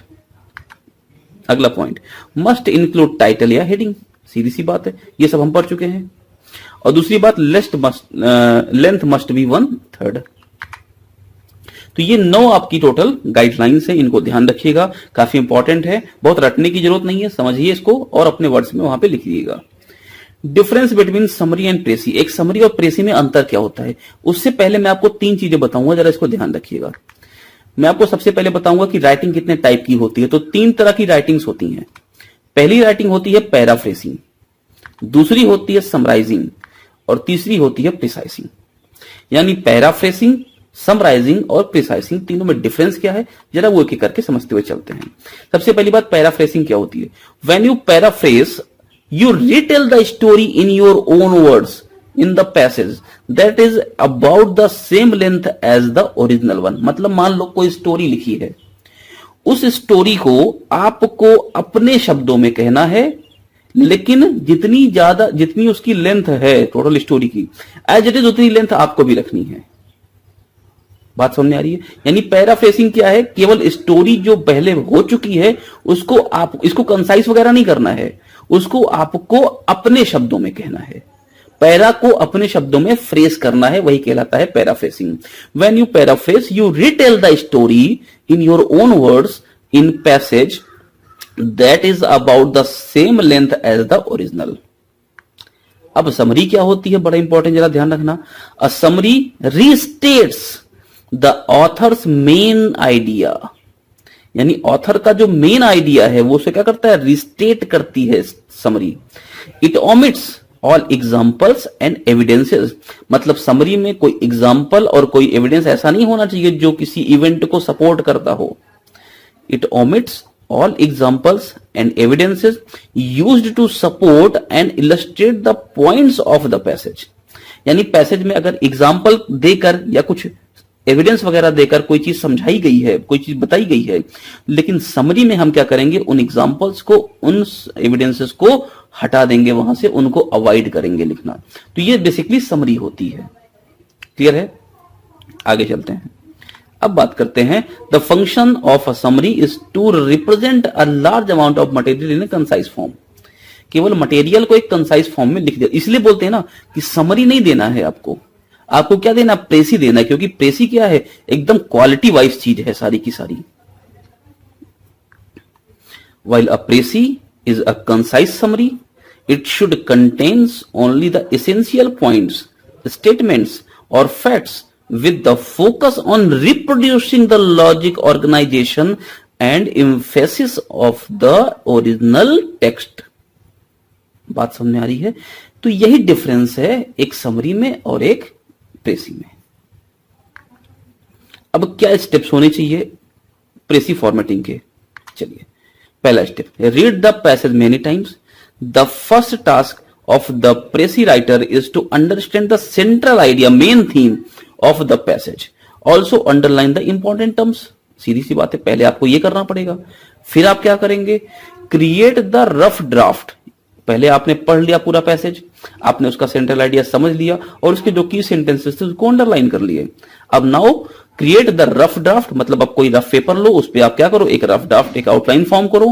Create the rough draft using the outline formed. It is the essential summary of the passage in which one writes the ideas and concept in sequence। यानी sequence यानी connectedness and order of thoughts। अगली बात, carefully reduce your initial abstract with the essential and abstracted central idea of the passage। मतलब passage का जो subtract है, sorry abstract है, उस पूरे अब्स्ट्रैक्ट को आप क्या करोगे, आप रिड्यूस करोगे कैसे, अपने वर्ड्स में, और लिखोगे उसके मेन सिंगल आइडिया के साथ। Replace words and phrases with the words which were used by the author in the original passage. यानी ऑथर ने, ये तो कॉमन सी बात है, ऑथर ने जो सेंटेंसेस, जो फ्रेजेस, जो वर्ड्स इस्तेमाल किए हैं उनको आपको वहां पे नहीं लिखना है, आप अपने सेंटेंस में, अपने वर्ड्स में कुछ लिखेंगे। अगली बात, अब इसके यूजेस क्या है इसको भी समझ लीजिए, तो आपका ये पूरा चैप्टर कंप्लीट हो जाएगा। सबसे पहली बात, क्यों लिखी जाती है एक pressing? It is useful in grasping the idea of the passage, यानी सीधी सी बात है, टाइम बचाने वाली है। पूरा पैसेज कौन पढ़ेगा बैठ के, बता दो भैया समरी क्या क्या हुआ था, है ना। दूसरा, it can be used by the students and working professionals in order to replicate information, replicate यानी कि दोहराना, to replicate information in a brief and complete form. अगला, इट एड्स कॉन्सेंट्रेशन, भाई सीधी सी बात है, छोटा होगा तो कॉन्सेंट्रेटेड होगा। It aids concentration when reading a passage that has to be summarized. It improves writing skills and teaches one to write it in brevity as well as to follow a logical order.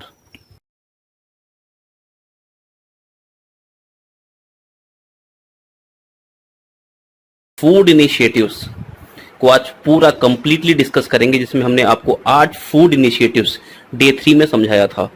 तो उम्मीद है कि 10 marks के ये questions भी आपके exam में पूछे जा सकते हैं। तो चलिए शुरुआत करते हैं। ये जो मटेरियल मैं आपको आज दे रहा हूँ ये कंप्लीट मटेरियल है, इसके बाहर से फूड इनिशिएटिव्स के बारे में कुछ भी आपको ना जानने की जरूरत है, ना ही लिखने की जरूरत है। तो काफी इंपॉर्टेंट चैप्टर है। और हाँ, जो लोग फूड इनिशिएटिव्स के बारे में जानना चाहते हैं और जो लोग हालांकि एग्जाम पॉइंट ऑफ व्यू से तैयारी नहीं कर रहे हैं, वो भी फूड इनिशिएटिव्स के बारे में जानना उनको चाहिए, क्योंकि अब आज के टाइम पे हमें क्या खाना है, कैसे खाना है, कितना खाना है, हमारी डाइट क्या होनी चाहिए, हमारा रूटीन क्या होना चाहिए, इन सब पे सारी की सारी डिस्कशन आज यहाँ पे करने वाले हैं और यही हमारे एग्जाम में पूछे जाने वाला है। तो चलिए शुरुआत करते हैं। सबसे पहली बात, what are the food initiatives. जैसे जब कभी भी आपके सामने अगर ये क्वेश्चन आता है कि फूड इनिशिएटिव्स क्या हैं, उनको डिस्क्राइब करिए, तो सबसे पहली बात ये कि आपको एक इंट्रोडक्शन देना है कि वास्तव में फूड इनिशिएटिव्स क्या है और क्यों एफएसएसआई ने फूड इनिशिएटिव्स का इस्तेमाल किया, क्यों इनका यूज किया, क्यों उसको जरूरत पड़ी फूड इनिशिएटिव्स की। तो ये सारी चीजें आपको 3 पार्ट में करके लिखनी है, या तो इंट्रोडक्शन, उसके बाद फिर बॉडी, और बॉडी में आप जितना बढ़िया लिख सकते हैं उतना बढ़िया लिखिए, उसके बाद फिर आपका आ जाएगा लास्ट में कंक्लूजन। तो सबसे बड़ी बात, in the preamble to FSS act, आपको अच्छे से पता होना चाहिए कि एफएसएस एक्ट क्या है, और इतनी उम्मीद मुझे है कि मैंने आपको पहली क्लासेस में ये बता रखा है। एफएसएस एक्ट कुछ और नहीं है, food safety and standards act 2006। इसके बारे में हमने डे 1 की क्लास में काफी ब्रीफ में, काफी डिटेल में डिस्कस किया है, तो आपको ये ध्यान रखना भी होगा। In the preamble to FSS act 2006, the FSSAI is expected to ensure availability of safe, wholesome, nutritious food for public consumption। यानी कि पब्लिक हेल्थ को देखते हुए, मद्देनजर रखते हुए जो एफएसएसआई है, उसने एफएसएस एक्ट जिसकी तर्ज पर एफएसएसआई बना है, उसकी प्रीएम्बल में, उसकी प्रस्तावना में ये लिखा है कि पब्लिक क्या कंज्यूम करे, public safe complete food, nutritious food को कंज्यूम करे। और इसको कौन इंश्योर करेगा? इसको इंश्योर करेगा एफएसएसआई। चलिए आगे, the safe and nutritious food, जिसको हम बेसिकली किस नाम से जानते हैं शॉर्ट फॉर्म में, एसएनएफ। देखिए ये टर्म्स आपको ध्यान रखना बहुत इंपॉर्टेंट है, क्योंकि हमारा एग्जाम जो होने वाला है वो रिटन है, सब्जेक्टिव पेपर है, वो ऐसा नहीं कि टिक मार्क कर दिया और निकल गए, है ना। तो the SNF is a nationwide campaign to help people eat safe, eat healthy and eat right.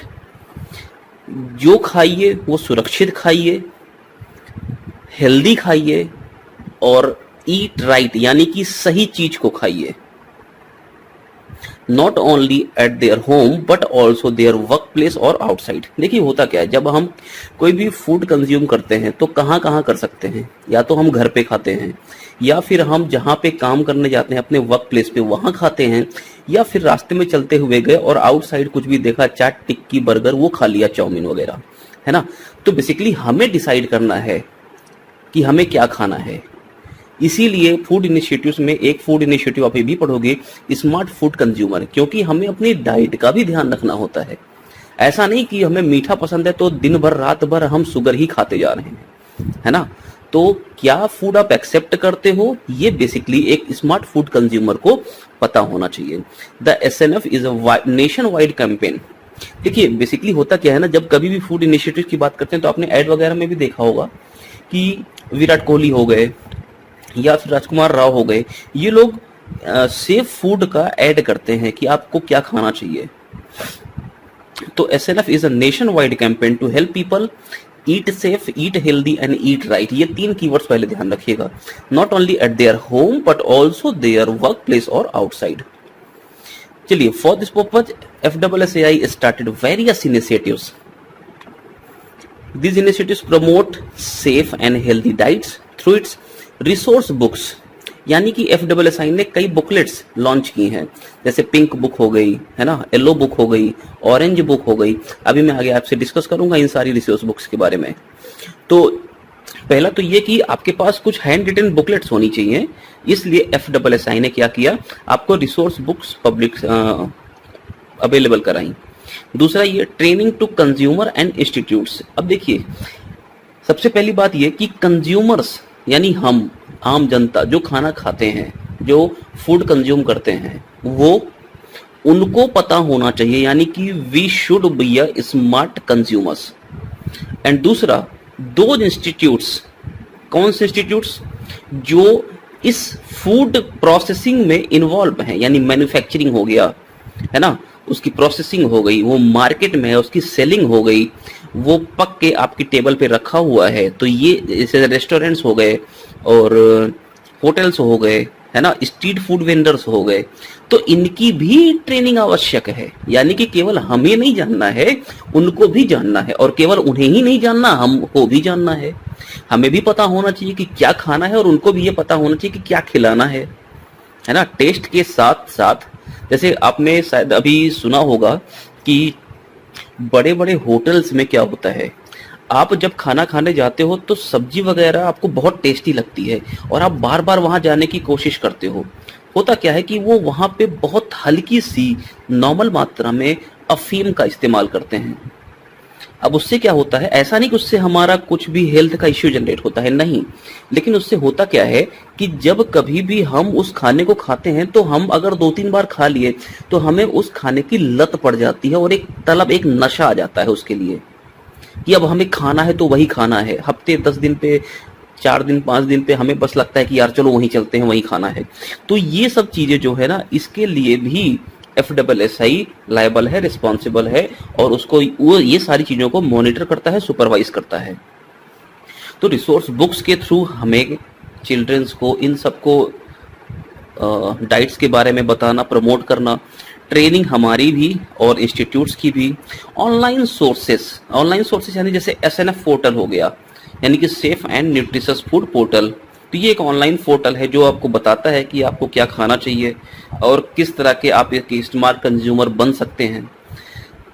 Through advertisement, जैसे मैंने आपको बताया अभी कि कोहली हो गए, है ना, राजकुमार राव जी हो गए, ये लोग क्या कर रहे हैं, ये लोग ऐड करते हैं, क्योंकि जब कोई सेलिब्रिटी ऐड करता है ना तो उसका इफेक्ट जनता पे ज्यादा जाता है। तो इस तरह के कुछ इनिशिएटिव्स हमारी FSSAI ने स्टार्ट किए हैं। चलिए अब धीरे धीरे करके पहले हम रिसोर्स बुक को समझते हैं, फिर आगे बढ़ते हैं। सबसे पहली जो हमारी रिसोर्स बुक है वो है pink book. The food safety and standards authority of India FSSAI is please to present you the pink book. अब क्या है ये pink book? Your guide for safe and nutritious food at home. मतलब आपकी guide है ये, कहां पर, जब आप SNF फूड की बात करते हो, कहां पर करते हो, एट होम करते हो। बात समझ में आ रही भाई? This book has been developed specially for kitchens in Indians. मतलब किचन में जो लेडीज वगैरह हैं जो खाना बनाती हैं, देखिए आपको ये पिक भी समझ में आ रही होगी, है ना, खाना बनाती हैं तो उनको भी किस तरह से फूड की प्रोसेसिंग करनी है कि खाना टेस्टी भी बने और खाना हमारा हेल्दी भी हो। क्योंकि वहां पे एक घर में क्या होता है, एक घर में कंबाइंड लेवल के पर्सन्स होते हैं, जैसे कि चिल्ड्रंस भी हो गए, चिल्ड्रन हो गए, है ना, वहां पे अडल्ट्स भी हैं, वहां पे बुजुर्ग लोग भी हैं, तो आपको हर एक को देखकर चलना है। तो इन सब के लिए पिंक बुक का इस्तेमाल किया जाता है। और पिंक बुक जो है एक तरह की एक बुकलेट है जो किचन बेसिकली लेडीज के लिए है, जो किचन्स वगैरह में होम पे काम करती हैं और खाने का फूड का प्रोसेसिंग करती हैं। चलिए आगे बढ़ते हैं। डार्ट। अब डार्ट क्या है, देखिए सबसे पहले आप इसका फुल फॉर्म समझ लीजिए, आगे चल के हम लोग इसको समझेंगे। डिटेक्ट अडल्ट्रेशन रैपिड टेस्ट, है ना, detect adulteration with rapid test as a part of a mandate to ensure safe food to the citizens. Food Safety and Standards Authority of India conducts testing of foods for different type of adulterants. अब basically है क्या, India में ना मिलावट जो है ना वो बहुत ज्यादा चरम मात्रा में है। अगर दूध गाय नहीं दे रही है तो उसमें स्टार्च वगैरह मिलाकर दूध बनाया जाता है। आपको याद होगा कि मथुरा में अभी 2-3 साल पहले की बात है, 40,000 लीटर फेक दूध यानी कि जो डिटर्जेंट से बना हुआ दूध है वो पकड़ा गया था छापेमारी में। अब समझो अगर नॉर्मल दूध की तरह डिटर्जेंट का दूध भी दिख रहा है तो जो फूड सेफ्टी ऑफिसर्स वगैरह हैं, एफएसओ, वो कैसे पता करते हैं? अब वो क्या जाएंगे और 40,000 लीटर दूध को 1 महीना 1.5 महीना बैठकर उस पर टेस्टिंग करेंगे? नहीं, ये रैपिड टेस्ट होते हैं जो मैक्सिमम 2 से 3 मिनट के अंदर आपको रिजल्ट दे देते हैं। आप ये चेक कर लेते हो as a food safety officer कि ये जो फूड आपके सामने है, ये जो मिल्क आपके सामने है, ये जो ऑयल आपके सामने है, जो भी इस तरह की चीजें हम कंज्यूम करते हैं वो प्योर है, वो सेफ है, या फिर उसमें कुछ अडल्ट्रेंट्स मिलाए गए हैं, है ना। जैसे आपको बहुत अच्छे से आइडिया होगा कि जब दीपावली वगैरह आती है तो क्या होता है। दीपावली वगैरह आने, देखिए मैं अडल्ट्रेंट्स पे भी नहीं जा रहा हूँ, दीपावली वगैरह जब आती है तो क्या होता है, आप अगर बात करते हो कि काजू कतली वगैरह की, काजू की बर्फी वगैरह की, तो आपको ये बहुत ज्यादा देखने को मिलता है कि बड़े बड़े मिठाई के संस्थानों में भी, यानी कि बहुत टॉप लेवल की मिठाई की दुकानें हैं, वहां भी काजू की जगह पे मूंगफली का इस्तेमाल कर लिया, काजू की जगह पे उन्होंने आलू का इस्तेमाल कर लिया।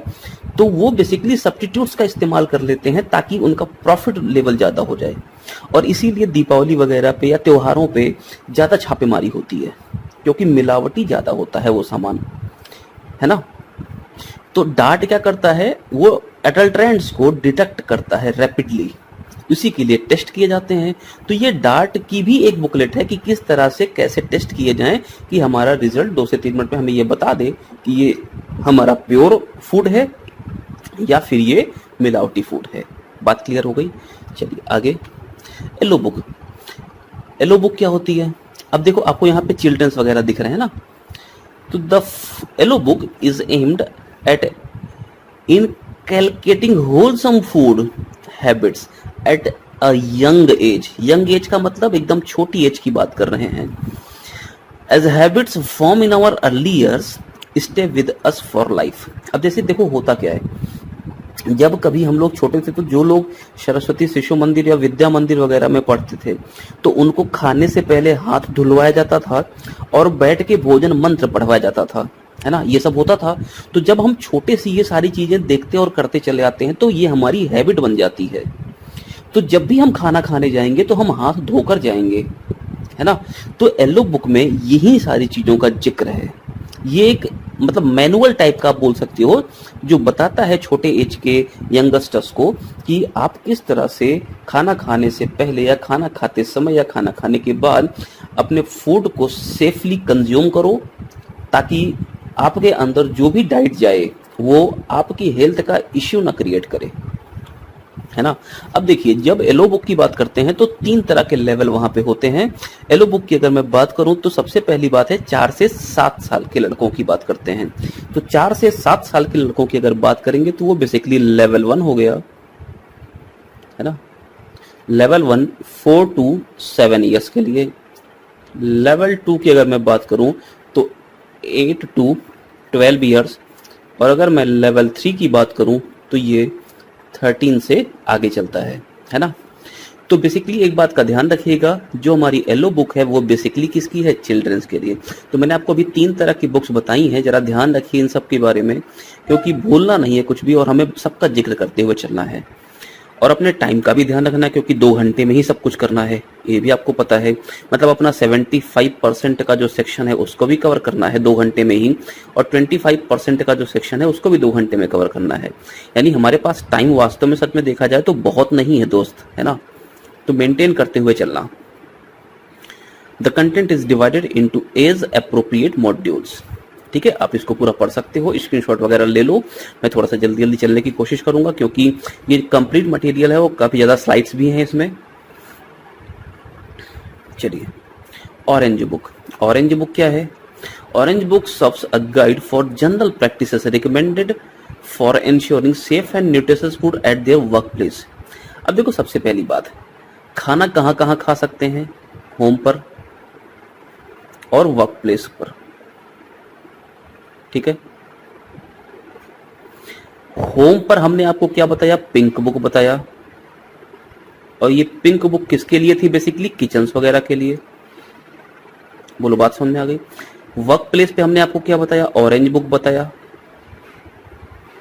और हाँ, प्री में इससे क्वेश्चन भी पूछे गए हैं। ऑरेंज बुक किसके लिए है? बेसिकली वर्क प्लेस के लिए है।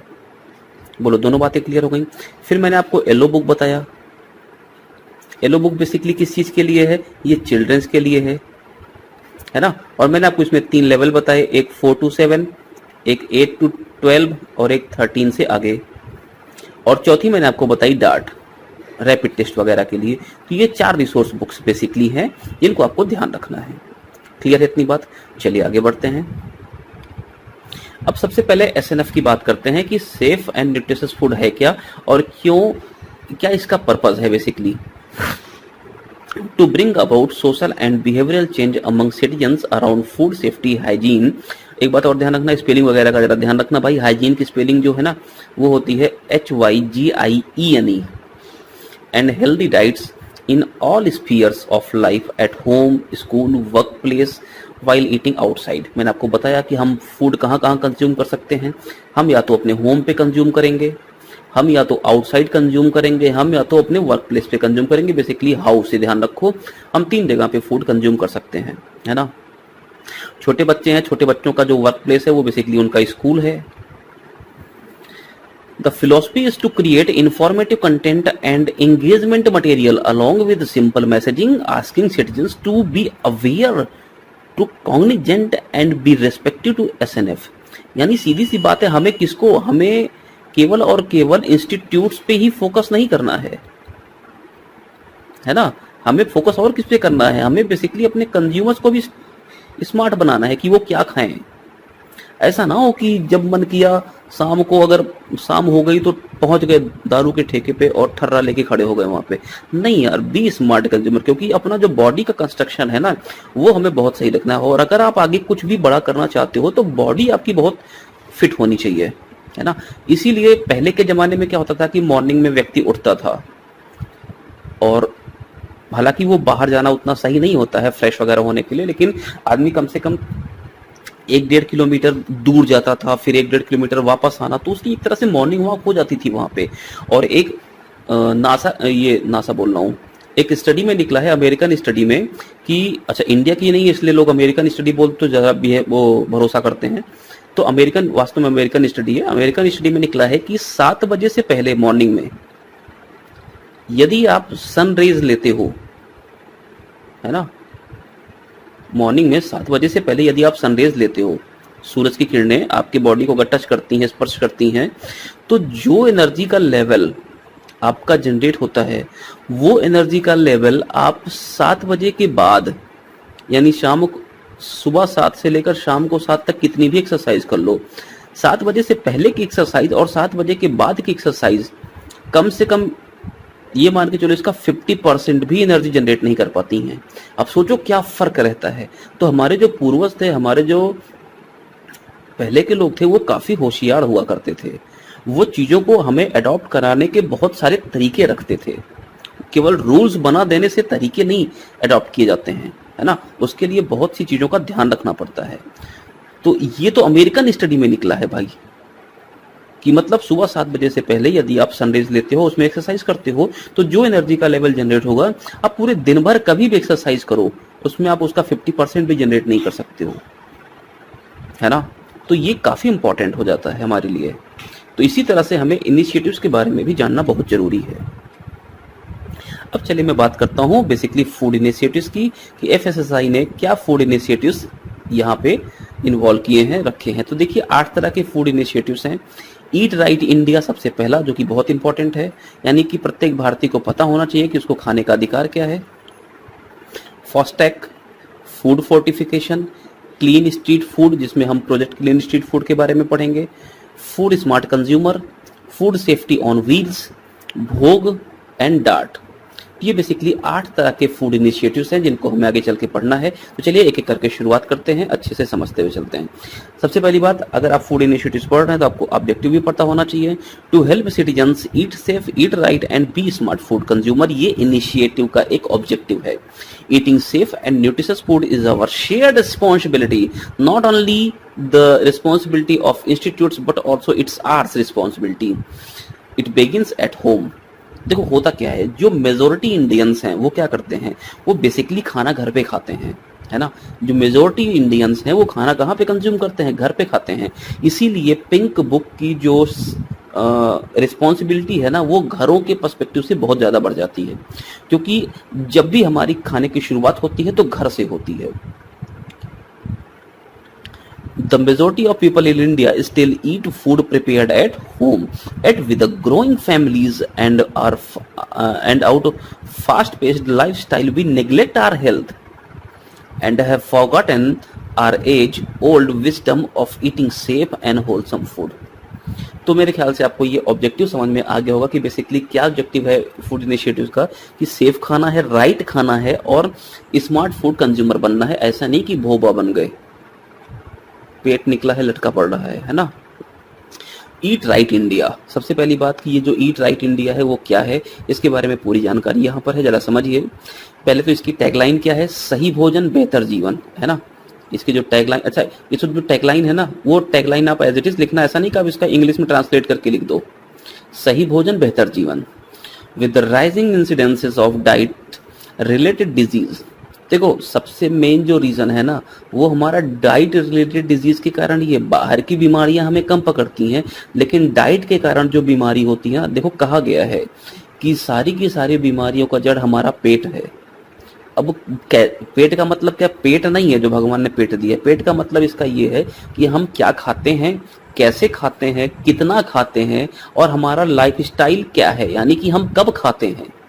बात समझ में आ रही है, कैसे खाते हैं, कितना खाते हैं, क्या खाते हैं और कब खाते हैं, ये सबसे इंपॉर्टेंट हो जाता है हमारी डाइट के लिए, हमारे लाइफस्टाइल के लिए।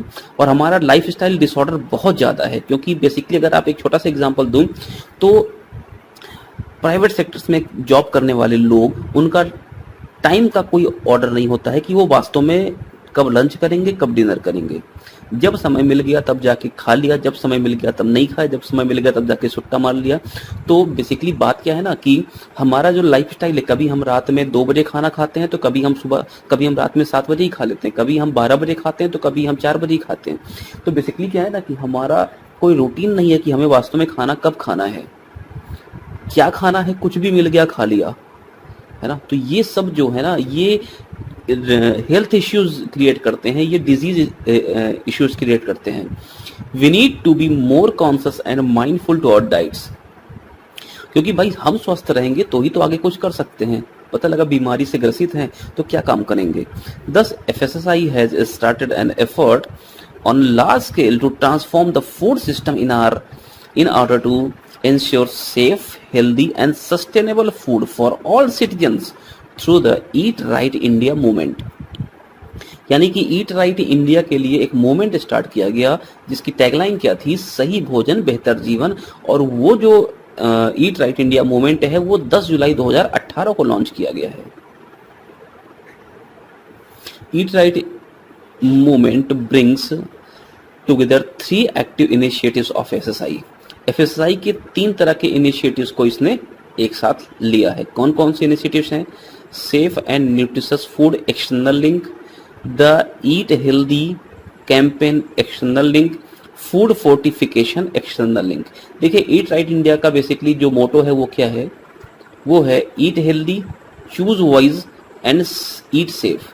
मतलब हेल्दी खाना खाओ, वो खाओ चूज करने में, मतलब कि खाने में क्या खाना है आपको, ये चूज करने में आप ईमानदार रहो। और दूसरा ये कि आप सेफ खाना खाओ, है ना। तो 3 तरह के ये जो इनिशिएटिव्स हैं जो किसके अंतर्गत आते हैं? ईट राइट इंडिया मूवमेंट के अंतर्गत आते हैं। उनके बारे में जरा समझते हैं। 3 तरह के इनिशिएटिव्स क्या है यहाँ पे? तो सेफ एंड न्यूट्रिशियस फूड यानी SNF external link, eat healthy campaign external link, food fortification external link. इन तीनों के बारे में जरा समझते हैं। पहले ये क्या है? देखो, SNF यानी कि safe and nutritious food external link. Safe and nutritious food external link focused on social and behavioural change around food safety and nutrition at home, school, work place and on the go. On the go यानी कि outside रास्ते में चलते समय, है ना। तो SNF की अगर हम बात करें तो ये किस पर फोकस करता है? ये basically social and behavioural change पे फोकस करता है। कब? जैसे कि हम कहाँ कहाँ खाना खाते हैं जहाँ से हम न्यूट्रिशन ले सकते हैं। हम घर से ले सकते हैं, हम अपने स्कूल से, अपने वर्क प्लेस से, या हम बाहर से कहीं से भी, है ना। तो ईट हेल्दी कैंपेन एक्सटर्नल लिंक क्या है ये? The eat healthy campaign external link focused on reduction of high fat, sugar and salt foods in the diets. अब ऐसा नहीं कि बेसिकली वही मैंने आपको बताया ना कि अति नहीं करनी चाहिए किसी चीज की। ज्यादा अगर आप किसी भी चीज पे फोकस करोगे तो वो चीज आपकी बहुत ज्यादा डिस्टर्ब हो जाएगी। जैसे अगर आप ज्यादा मात्रा में शुगर कंज्यूम करते हो तो आपको डायबिटीज होने के चांसेस बहुत ज्यादा हो जाते हैं। तो इन सब चीजों के लिए ये दूसरा कैंपेन चला गया। तो बेसिकली 3 तरह के कैंपेन चला गया था, मैं आपको बता रहा हूँ। SNF food external link, the eat healthy campaign external link. SNF का मतलब हम क्या खाते हैं, कहाँ खाते हैं, बात समझ में आ रही है? होम पर, स्कूल पर, वर्क प्लेस पर, या चलते समय। दूसरा ईट हेल्दी कैंपेन एक्सटर्नल लिंक। अब इसमें क्या आएगा? इसमें आएगा कि हम क्या खाते हैं और कितना खाते हैं। ईट healthy campaign external link focused on reduction of high fat, sugar, salts. कुछ लोग हैं जो ज्यादा तीखा खाते हैं, कुछ लोग हैं जो कम तीखा खाते हैं, कुछ लोग हैं जो नमक ज्यादा खाते हैं, कुछ लोग हैं जो चीनी का ज्यादा इस्तेमाल करते हैं, है ना। तो इसके बारे में भी एक कैंपेन चलाया गया। और तीसरा फूड फोर्टिफिकेशन एक्सटर्नल लिंक। अब फोर्टिफिकेशन से जरा मतलब समझ लो। फोर्टिफिकेशन से मतलब ये होता है कि हम मिनरल्स, जैसे हम जो आटा वगैरह है उसका इस्तेमाल करते हैं, तो उसमें हम बेसिकली जिंक का या फिर विटामिन ए, विटामिन डी, इन सब का एडिशन अलग से करते हैं। तो यही अलग से विटामिन का एडिशन करना ही क्या कहलाता है? फूड फोर्टिफिकेशन कहलाता है। जैसे आपने नमक देखा होगा, तो नमक में एक आयोडीन नमक आता है, तो उसमें आयोडीन की मात्रा अलग से मिलाई जाती है ना। तो food fortification external link focused on promoting 5 staple food. क्या क्या है वो स्टेपल्स? व्हीट फ्लोर, गेहूं का आटा, rice, oil, milk and salt. इन 5 तरीकों में, यानी कि flours, rice, oil, milk, salt, है ना, इन 5 में अलग से विटामिन मिनरल्स को ऐड करना, ये फूड फोर्टिफिकेशन कहलाता है। तो मैंने आपको 3 चीजें बताई। पहला मैंने आपको बताया safe and nutritious food external link, जिसमें हमें ये पता होना चाहिए कि हम बेसिकली खाना जो खाते हैं वो कहाँ पर खाते हैं और कैसा खाते हैं। Home, school, work place and on the go. दूसरा ये कि हम क्या खाते हैं और कितना खाते हैं। ईट healthy campaign external link focused on reduction of high fat, sugar, salt foods in the diet. और फूड फोर्टिफिकेशन का मतलब हम अलग से जो हमारे 5 स्टेपल्स हैं, wheat flour, rice, oil, milk and salt, है ना, इन सब में अलग से विटामिन, मिनरल्स, जिंक वगैरह को ऐड करना, ताकि जो न्यूट्रिशनल कंटेंट है उस क्वालिटी को इम्प्रूव किया जा सके। तो मेरे ख्याल से आपको ईट राइट इंडिया का ये पूरा का पूरा मूवमेंट समझ में आ गया होगा। चलिए अब आगे बढ़ते हैं। अब बात करते हैं फॉस्टैग की, यानी कि food safety training and certification. तो सबसे पहले ये कि आप इसका फुल फॉर्म ध्यान रखना। अब देखिए ये फॉस्टैग क्या है? ये फॉस्टैग जो है एक तरह का ट्रेनिंग प्रोग्राम, आपको दिख भी रहा होगा ट्रेनिंग एंड सर्टिफिकेशन, है ना। तो फूड की सेफ्टी के लिए ये ट्रेनिंग एंड सर्टिफिकेशन प्रोग्राम है, लेकिन किसके लिए है? बिजनेस ऑपरेटर्स के लिए है, ये हमारे लिए नहीं है। Business operators across the food value chain, यानी कि फूड मैन्युफैक्चरिंग से लेकर फूड की जो प्रोसेसिंग हो गई, फूड मार्केट में आ गया और कंज्यूमर पब्लिक के लिए वो कंज्यूम होने के लिए चला गया। तो इन सब की जो पूरा प्रोसेस है, उस सब में जो फूड बिजनेस ऑपरेटर्स हैं उनकी ट्रेनिंग और सर्टिफिकेशन का ये प्रोग्राम है basically FASTag. FSSAI recommended that all licensed food business must have at least one trained and certified food safety supervisor, यानी कि फूड सेफ्टी सुपरवाइजर एक होना ही चाहिए। किनके लिए? लाइसेंस्ड फूड बिजनेस ऑपरेटर्स के लिए, under FASTag for every 25 food handlers in each premises, यानी प्रत्येक 25 फूड हैंडलर्स पे कम से कम एक जो है trend and certified food safety supervisor होना चाहिए, जो सुपरवाइजर फास्टैग के अंतर्गत ट्रेंड किया गया हो। बात क्लियर हो गई आपको? तो फास्टैग का बेसिकली जो यूज है, जो मतलब है, वो क्या है? वो बेसिकली फूड बिजनेस ऑपरेटर्स के लिए है, उनको ट्रेंड करना, उनको सर्टिफाइड करना। अब इसमें कुल 16 तरह के कोर्सेस इन्वॉल्व हैं और 16 तरह के कोर्सेस को 3 लेवल में डिवाइड किया गया है, बेसिक लेवल, एडवांस लेवल और स्पेशल लेवल। ये जो 16 तरह के कोर्सेस हैं इसको 3 तरीके के लेवल्स में इन्वॉल्व किया गया है, बेसिक लेवल की ट्रेनिंग, एडवांस लेवल की ट्रेनिंग और स्पेशल लेवल की ट्रेनिंग, है ना। इसको समझते हैं अभी आगे, लेकिन सबसे पहले ये समझ लेते हैं कि ये एसोसिएशन अपने साथ है क्या। तो एसोसिएट विद अस, हमारे साथ कैसे एसोसिएट होते हैं? Training partners. अब ट्रेनिंग पार्टनर्स क्या है जरा समझना अच्छे से। Organizations have capability of imparting training in food safety can join hands, check eligibility and submit expression of interest, यानी कि बेसिकली ट्रेनिंग पार्टनर बनो। अब देखो एक तरह की चीज होती है ना, ट्रेनिंग कौन प्रोवाइड करता है? अंडर फास्टैग ट्रेनिंग प्रोवाइड की जाती है। ट्रेनिंग कौन प्रोवाइड करता है या सुपरवाइज कौन करता है? एक ट्रेंड और सर्टिफाइड FSS यानी कि फूड सेफ्टी सुपरवाइजर उसको सुपरवाइज करता है ना। तो ट्रेनिंग जो पार्टनर्स हैं यहाँ पे, वो ट्रेनिंग पार्टनर्स ऐसे हैं कि जो FSSAI इस तरह का सर्टिफिकेशन प्रोवाइड कर रहा है, तो कुछ अलग से प्राइवेट इंस्टीट्यूट्स भी ऐसे हों जो इस तरह का सर्टिफिकेशन में इन्वॉल्व हों, वो सर्टिफाई करें, वो ट्रेंड करें, लेकिन उन इंस्टीट्यूट्स को भी खुद ट्रेंड होना पड़ेगा। तो ट्रेनिंग पार्टनर्स का ये मतलब है यहाँ पे। Trainers, domain experts from academia, industry or professionals are being encouraged to get associated under FASTAG। समझ में आ रही बात? जरा समझिए क्या है ये। ट्रेनिंग पार्टनर्स यानी कि इंस्टीट्यूट्स की बात कर रहे हैं कि कौन, जैसे मान लीजिए कि मैं अगर आपसे एक नॉर्मल लेवल की बात करूं तो कई सारे गवर्नमेंट कॉलेजेस हैं। वो गवर्नमेंट कॉलेजेस क्या करते हैं? वो गवर्नमेंट कॉलेजेस हमें इंजीनियरिंग वगैरह की डिग्री प्रोवाइड करते हैं, हमें ट्रेंड करते हैं इंजीनियरिंग में, है ना, तकनीकी विभाग में हमें ट्रेंड करते हैं। लेकिन साथ के साथ कुछ ऐसे लेवल के हमारे अच्छे इंस्टीट्यूट्स भी हैं जो हमें उसी लेवल की ट्रेनिंग प्रोवाइड करते हैं। तो अब FSSAI जो है वो सबको ट्रेंड नहीं कर सकता ना, तो कुछ ऐसे ट्रेनिंग पार्टनर्स भी इनके साथ इन्वॉल्व होते हैं जो ट्रेनिंग पार्टनर्स खुद फास्टैग का सर्टिफिकेशन किए हुए हो, एडवांस और स्पेशल लेवल का, और दूसरा ये कि ये जो पार्टनर्स हैं इनको पूरी की पूरी नॉलेज हो और ये सर्टिफाइड हो FSSAI से, और ये आगे चल के जो ये हमारा सर्टिफिकेशन का प्रोग्राम है उसके तहत फूड बिजनेस ऑपरेटर को ट्रेंड करें। तो ये हो गए ट्रेनिंग पार्टनर्स। दूसरे हो गए ट्रेनर्स। अब ट्रेनर क्या होते हैं? ट्रेनर वो होते हैं जो अपने डोमेन के एक्सपर्ट होते हैं, जो ट्रेंड करते हैं, है ना, वो ट्रेनर्स हो गए। और तीसरे हो गए ट्रेनी, जो ट्रेंड किए जाते हैं। ये हमारे हो गए पहले वाले, ये हो गए इंस्टीट्यूट्स।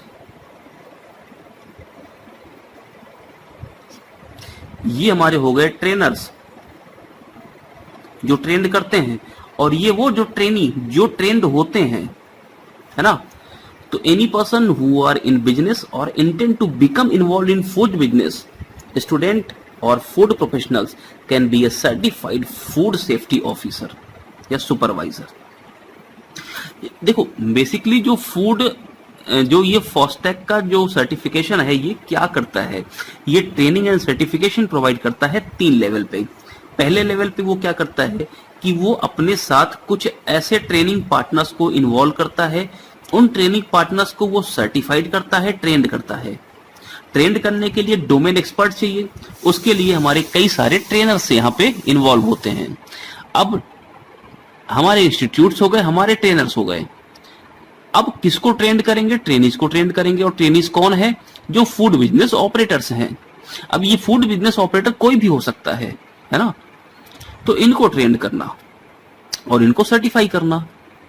तो ये FSSAI के अंतर्गत जो ये फास्टैग है, इसका इस्तेमाल, इसका जो रोल है वो यही है।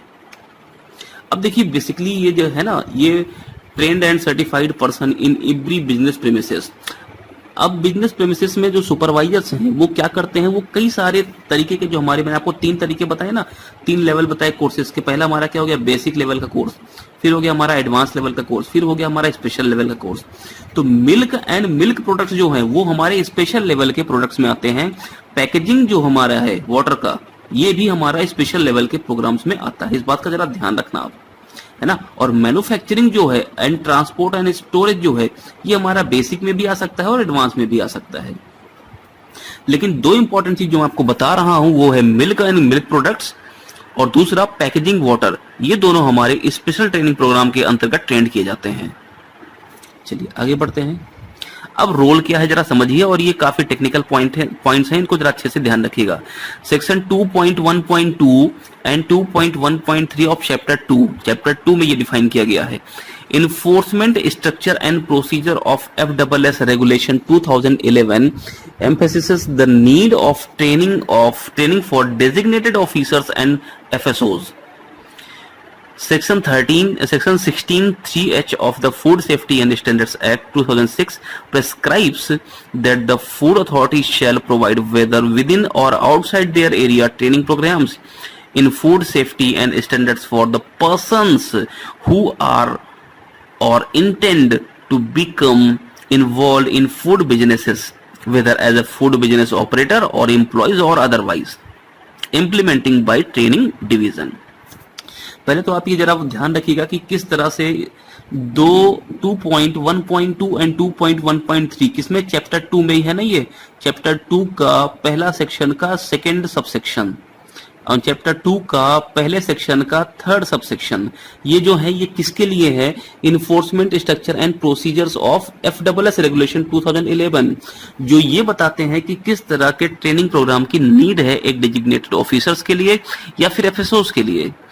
डेजिग्नेटेड ऑफिसर्स हमारे जो FSS हो गए, यानी कि फूड सेफ्टी सुपरवाइजर्स हो गए, जो सुपरवाइज करते हैं, जो हमारे किसी भी फूड बिजनेस ऑपरेटर के यहाँ इन्वॉल्व होते हैं, उसके फूड्स को सुपरवाइज करते हैं ताकि पब्लिक हेल्थ के लिए हमारा जो फूड है वो काफी अच्छे लेवल पे सेफ होके जाए।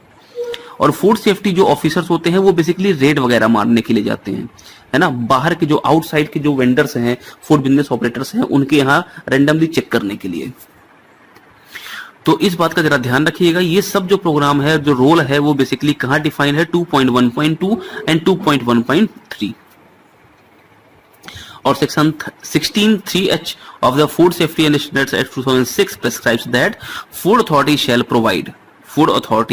provide, whether within or outside their area, training programs. Food authority को ट्रेनिंग प्रोग्राम्स जरूर इन्वॉल्व करना चाहिए, क्योंकि वो अपने यहाँ जो एम्प्लॉयज हैं या कोई भी जो उसके यहाँ एज अ एम्प्लॉय या फूड बिजनेस ऑपरेटर की तरह वर्क कर रहा है, वो ट्रेंड होना चाहिए, है ना। ऐसा नहीं कि कुछ भी मिला दिया और कुछ भी खिला दिया। अब सबसे इंपॉर्टेंट बात कि क्यों जरूरत पड़ती है इन सब चीजों की, क्योंकि क्वालिटी कंट्रोल चाहिए हमें। बेसिकली हमें क्या डाइट देनी है, कितनी डाइट देनी है कि टेस्ट भी ना बिगड़े और पब्लिक हेल्थ को कोई इश्यू क्रिएट ना हो। यानी quality control in food industry focuses on adopting set of measures और setting criteria to maintain quality of the end products. Quality checks should be adopted from the points of procurement till service or delivery, ensuring the quality is not just the responsibility of a single individual of the organization, यानी कि किसी individual की responsibility नहीं है। System that ensures that all procedures are implemented thoroughly proper auditing of the system, procurement and procedures processes by an external agency from time to time. अब ये 5 point जो हैं ये बताते हैं कि क्यों हमें इन सब चीजों की जरूरत पड़ती है। क्योंकि जो फूड बिजनेस ऑपरेटर्स हैं वो फूड बिजनेस ऑपरेटर्स कहीं आगे चल के, देखिए 2 तरीके की चीजें होती हैं। आगे चल के कहीं वो ऐसा ना करने लगे कि ज्यादा प्रॉफिट के लिए मिलावट वगैरह करने लगे, अपने क्वालिटी से के साथ समझौता करना शुरू कर दें। तो क्वालिटी को कंट्रोल करने के लिए एक ट्रेनिंग प्रोग्राम की आवश्यकता होती है, जो ट्रेनिंग प्रोग्राम और एक सुपरविजन क्या, देखिए ट्रेनिंग प्रोग्राम क्या करता है, ट्रेंड करता है लोगों को कि आपको किस तरह से पब्लिक हेल्थ के इश्यूज को मद्देनजर रखते हुए इन सारी चीजों पे काम करना है। ये सर्टिफिकेशन एंड ट्रेनिंग प्रोग्राम होता है। और दूसरा एक सुपरविजन भी जरूरी होता है कि ऐसा तो नहीं कि आगे चल के आप लोग ज्यादा लालच के मारे कुछ भी खिला रहे हैं लोगों को। तो इसीलिए FOSTAC मतलब एक तरह से सुपरविजन भी करता है और टेस्टिंग का ट्रेनिंग का सर्टिफिकेशन का प्रोग्राम भी प्रोवाइड करता है। अब बात करते हैं फूड फोर्टिफिकेशन। हमने आपको आगे बताया भी था। देखिए 5 तरह के फूड्स हैं, कौन कौन से, व्हीट, सॉल्ट, ऑयल्स, राइस और मिल्क, है ना। In October 2016 FSSAI operationalize the food safety and standards, यानी कि fortification of food regulations 2016 for fortifying staples. 5 तरह के स्टेपल्स हैं, wheat flours, rice, oil, milk and salt to improve their nutritional content. Fortification is the addition of key vitamins and minerals such as iron, iodine, zinc, vitamin N, vitamin D to staples food such as rice, wheat, oil, milk and salt. तो fortification मेरे ख्याल से आपको समझ में आ गया होगा। कुछ अलग तरह के न्यूट्रिएंट्स, कुछ अलग तरह के विटामिन, कुछ अलग तरह के मिनरल्स, इन सबको ऐड करना, किसमें 5 तरह के स्टेपल्स हैं, व्हीट फ्लोर में, राइस में, ऑयल में, मिल्क में एंड सॉल्ट में, क्योंकि ये नेसेसरी फूड्स हैं, नेसेसरी गुड्स हैं, ये पर डे बेसिस पे कंज्यूम होते ही होते हैं, है ना। तो इसमें ऐसा इन्वॉल्वमेंट हो विटामिन्स का, मिनरल्स का, आयोडीन्स का, कि आगे चल के पब्लिक हेल्थ जो है वो सुधर जाए। अब क्लीन स्ट्रीट फूड, अब देखिए एक बार जरा समझिए, मेजोरिटी ऑफ इंडियंस बाहर खाना खाते हैं। और बाहर में कहां खाना खाते हैं, बाहर में जो लोग बाहर खाना खाते हैं, मैं उनकी बात कर रहा हूं, मेजोरिटी तो होम पे कंज्यूम करती है फूड, लेकिन जो लोग बाहर खाना खाते हैं वो बाहर में हमेशा होटल्स में या फिर FSSAI लाइसेंस्ड फूड ऑपरेटर्स के पास नहीं जाते हैं, वो स्ट्रीट वेंडर्स के पास जाते हैं, है ना। तो to ensure health, hygiene and safety standard of street food for all consumers, तो बेसिकली उन स्ट्रीट फूड वेंडर्स को भी ट्रेंड होना पड़ेगा। और केवल ट्रेंड ही नहीं होना पड़ेगा, क्योंकि भाई देखो एक सीधी सी बात है, जो स्ट्रीट फूड वेंडर्स हैं वो बेसिकली इकोनॉमिकली बहुत अपलिफ्टेड नहीं होते हैं। तो सबसे पहली बात यह कि उनका जो फूड है, जैसे मान लो कि जैसे मैं लखनऊ में रहता हूं, तो मैं आपको एक एग्जांपल देता हूं। यहां पे एक बर्गर वाला था, है ना, अभी भी है, जो बर्गर लगाता है और बेसिकली उसका बर्गर काफी फेमस है पूरे लखनऊ में। तो इस तरह के लोगों को एनहेंस करना, इनकी ब्रांड को ग्लोबलाइज करना, ये भी क्लीन स्ट्रीट फूड का एक तरह का प्रोजेक्ट है, जो ये इंश्योर करता है। FSSAI का एक तरह का ये भी इनिशिएटिव है जो ये इंश्योर करता है कि आपको इकोनॉमिकली अपलिफ्ट करेंगे, आपको ग्लोबल ब्रांड बनाएंगे, इवन आप अगर एक स्ट्रीट फूड वेंडर हो तो भी। बस आपको क्या ध्यान रखना है कि आपको पब्लिक हेल्थ के साथ खिलवाड़ नहीं करना है, हाइजीन का ध्यान रखना है और सेफ्टी स्टैंडर्ड्स को भी फॉलो करना है सारे कंज्यूमर्स के लिए। तो इन्हीं ऑब्जेक्टिव्स के साथ प्रोजेक्ट क्लीन स्ट्रीट फूड जो है वो स्टार्ट हुआ। जैसे आप कभी गोलगप्पे, पानी पूरी वगैरह खाते हो तो क्या होता है, आप देखे होंगे कि जो भी व्यक्ति आपको पानी पूरी वगैरह खिलाता है तो वो सीधे हाथ को पानी में डुबोता है, या फिर अब जो लोग इस्तेमाल करने लगे हैं वो क्या करने लगे हैं, वो हाथ में वो पॉलिथीन का ग्लव्स ले लेते हैं, है ना। तो ये क्या है, ये हाइजीन को एक तरह से इंप्रूव करने का तरीका ही तो है। जैसे जब आपने देखा होगा कि कई सारे स्ट्रीट वेंडर्स भी ऐसे भी हैं जो अपने बालों में एक तरह का कैप लगाए रहते हैं हमेशा, क्यों लगाए रहते हैं? क्योंकि ऐसा ना हो कि बाल जो हैं वो टूट कर, क्योंकि बाल झड़ते हैं हमेशा, तो बाल टूट कर खाने वगैरह में जाए। तो इन सारी चीजों को अवॉइड करने के लिए जो स्ट्रीट फूड वेंडर्स हैं उनको इम्प्रूवमेंट देने के लिए, अब ऐसा तो नहीं कि मैं उनको अगर बोलूंगा कि मैं अगर एक एफएसओ हूं या फिर मैं फूड सेफ्टी ऑफिसर हूं तो मैं ये जाके, या फिर मैं एफएसआई से इन्वॉल्व हूं तो मैं ये जाके उनको बोलूंगा कि भाई साहब कल से आप जो है हेयर बैंड लगा के आना और हाथ में ग्लव्स पहन के आना। यार वो इतना इकोनॉमिकली अपलिफ्ट नहीं होता है। तो वो ये सारी चीजों पे खर्चा करने की बजाय ये सोचेगा ना कि मैं कैसे 2 पैसे और बचाऊं। तो ये FSSAI को इसको यहाँ पे मेजर करना पड़ेगा, सुपरवाइज करना पड़ेगा और उनकी मदद करनी पड़ेगी। तो जरा 3 पॉइंट्स को ध्यान रखिए ऑब्जेक्टिव्स को।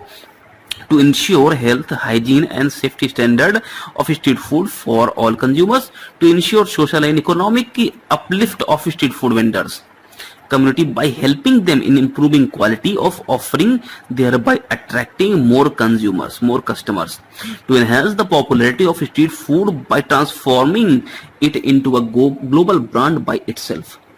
तो ये 3 तरह के ऑब्जेक्टिव्स हैं बेसिकली स्ट्रीट फूड। अब बात करते हैं डार्ट की। अब डार्ट जब भी कभी आए तो सीधे एक बात का ध्यान रखना, अडल्ट्रेंट्स का। तो आपको दिख रहा होगा कि ये इतनी स्वादिष्ट मिठाइयां दिख तो रही हैं लेकिन इसमें मिलावट बहुत होगी, है ना। तो adulteration lowers the quality of food and sometimes toxic chemicals are also added which can be hazardous to health. यानी खाने में तो स्वादिष्ट लगता है लेकिन उसके बाद पेट खराब हो जाता है। तो इन सब अडल्ट्रेंट्स को अवॉइड करने, क्योंकि देखो सीधी सी बात है, इंडिया में ना लोगों को गंदा खाने की आदत पड़ चुकी है। हमें गंदा खाना ही खाना है। क्यों? क्योंकि वो 2 पैसे सस्ता होता है। अब मैं आपको एक छोटा सा एग्जांपल और देता हूं। मैं लखनऊ में रहता हूं। लखनऊ में आपने छोले खाए होंगे, चने के छोले बनते हैं ना, छोले भटूरे के साथ।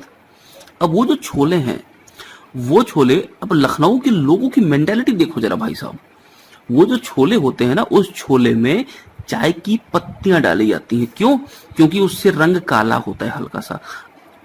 अब काले रंग से क्या होता है? काले रंग से ये होता है कि लोगों को लगता है कि बहुत तगड़े मसालों का इस्तेमाल किया गया है इसमें। तो सोचो ना यार, कलरिंग के लिए अडल्ट्रेंट का इस्तेमाल किया जा रहा है, चाय की पत्ती वो भी खाने में। वो भी किस लिए? केवल और केवल ये दिखाने के लिए कि बहुत मसाले का इस्तेमाल किया जा रहा है। तो ये सब क्या है? ये हजार्डस है ना हेल्थ के लिए। तो भाई कंज्यूमर्स को भी होना पड़ेगा स्मार्ट।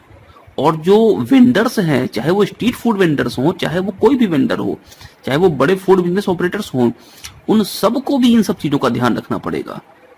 लेकिन अडल्ट्रेंट्स का मिलाना हिंदुस्तान में तो आम बात है। बिना मिलावट के तो खाना कभी मिल ही नहीं सकता। अडल्ट्रेंट से क्या होता है? क्वालिटी लो होती है, टॉक्सिक केमिकल्स ऐड किए जाते हैं जो कि हजार्डस हो सकते हैं हेल्थ के लिए।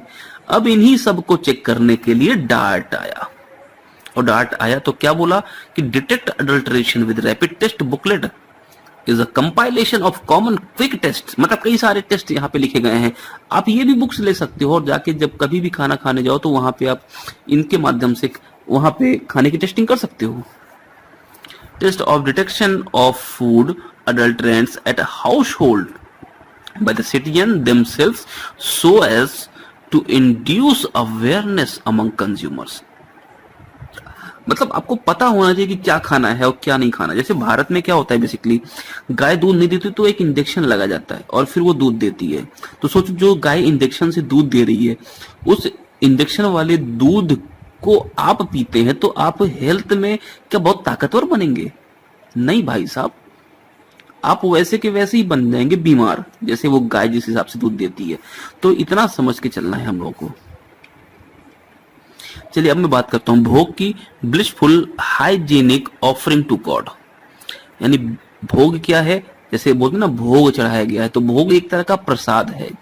अब भोग आपको पता होगा, जैसे अगर आप लंगर वगैरह में जाते हो तो वहां पे खाना चढ़ाया जाता है, खाना खिलाया जाता है ना। वो भी एक तरह का भोग है।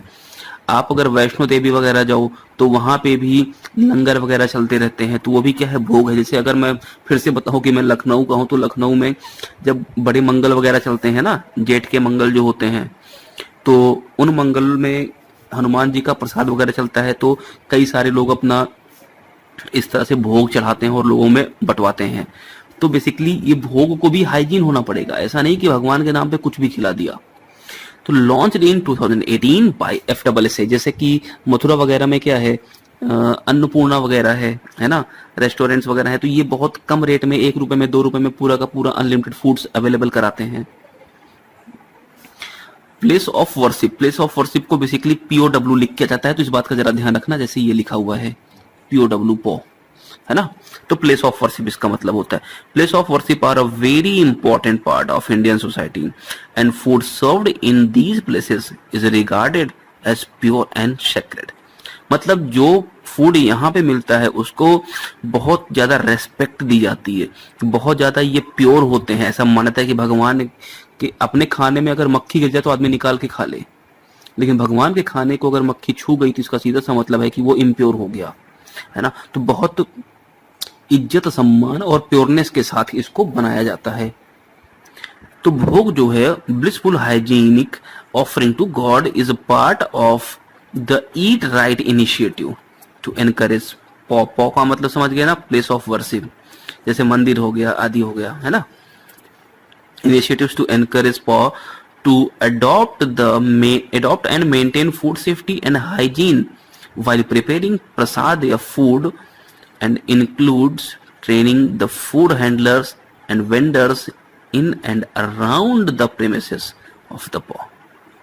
तो मेरे ख्याल से आप इतनी बात समझ चुके होंगे, है ना।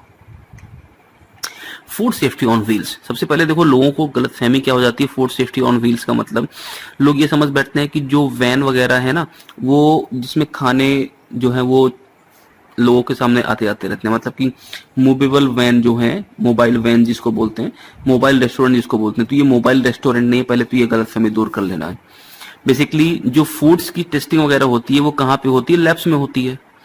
अब लैब्स या कि फूड बिजनेस ऑपरेटर जो है वो लैब, वहां से जाके लैब तक लेके आना पूरा फूड, तो ये थोड़ा सा टफ टास्क माना जाता है। इसके लिए मोबाइल वैन्स का इस्तेमाल किया जाता है। अब ये मोबाइल यूनिट्स जो है ये एक तरह की लैब है, मतलब चलने वाली लैब आप इसको बोल सकते हो।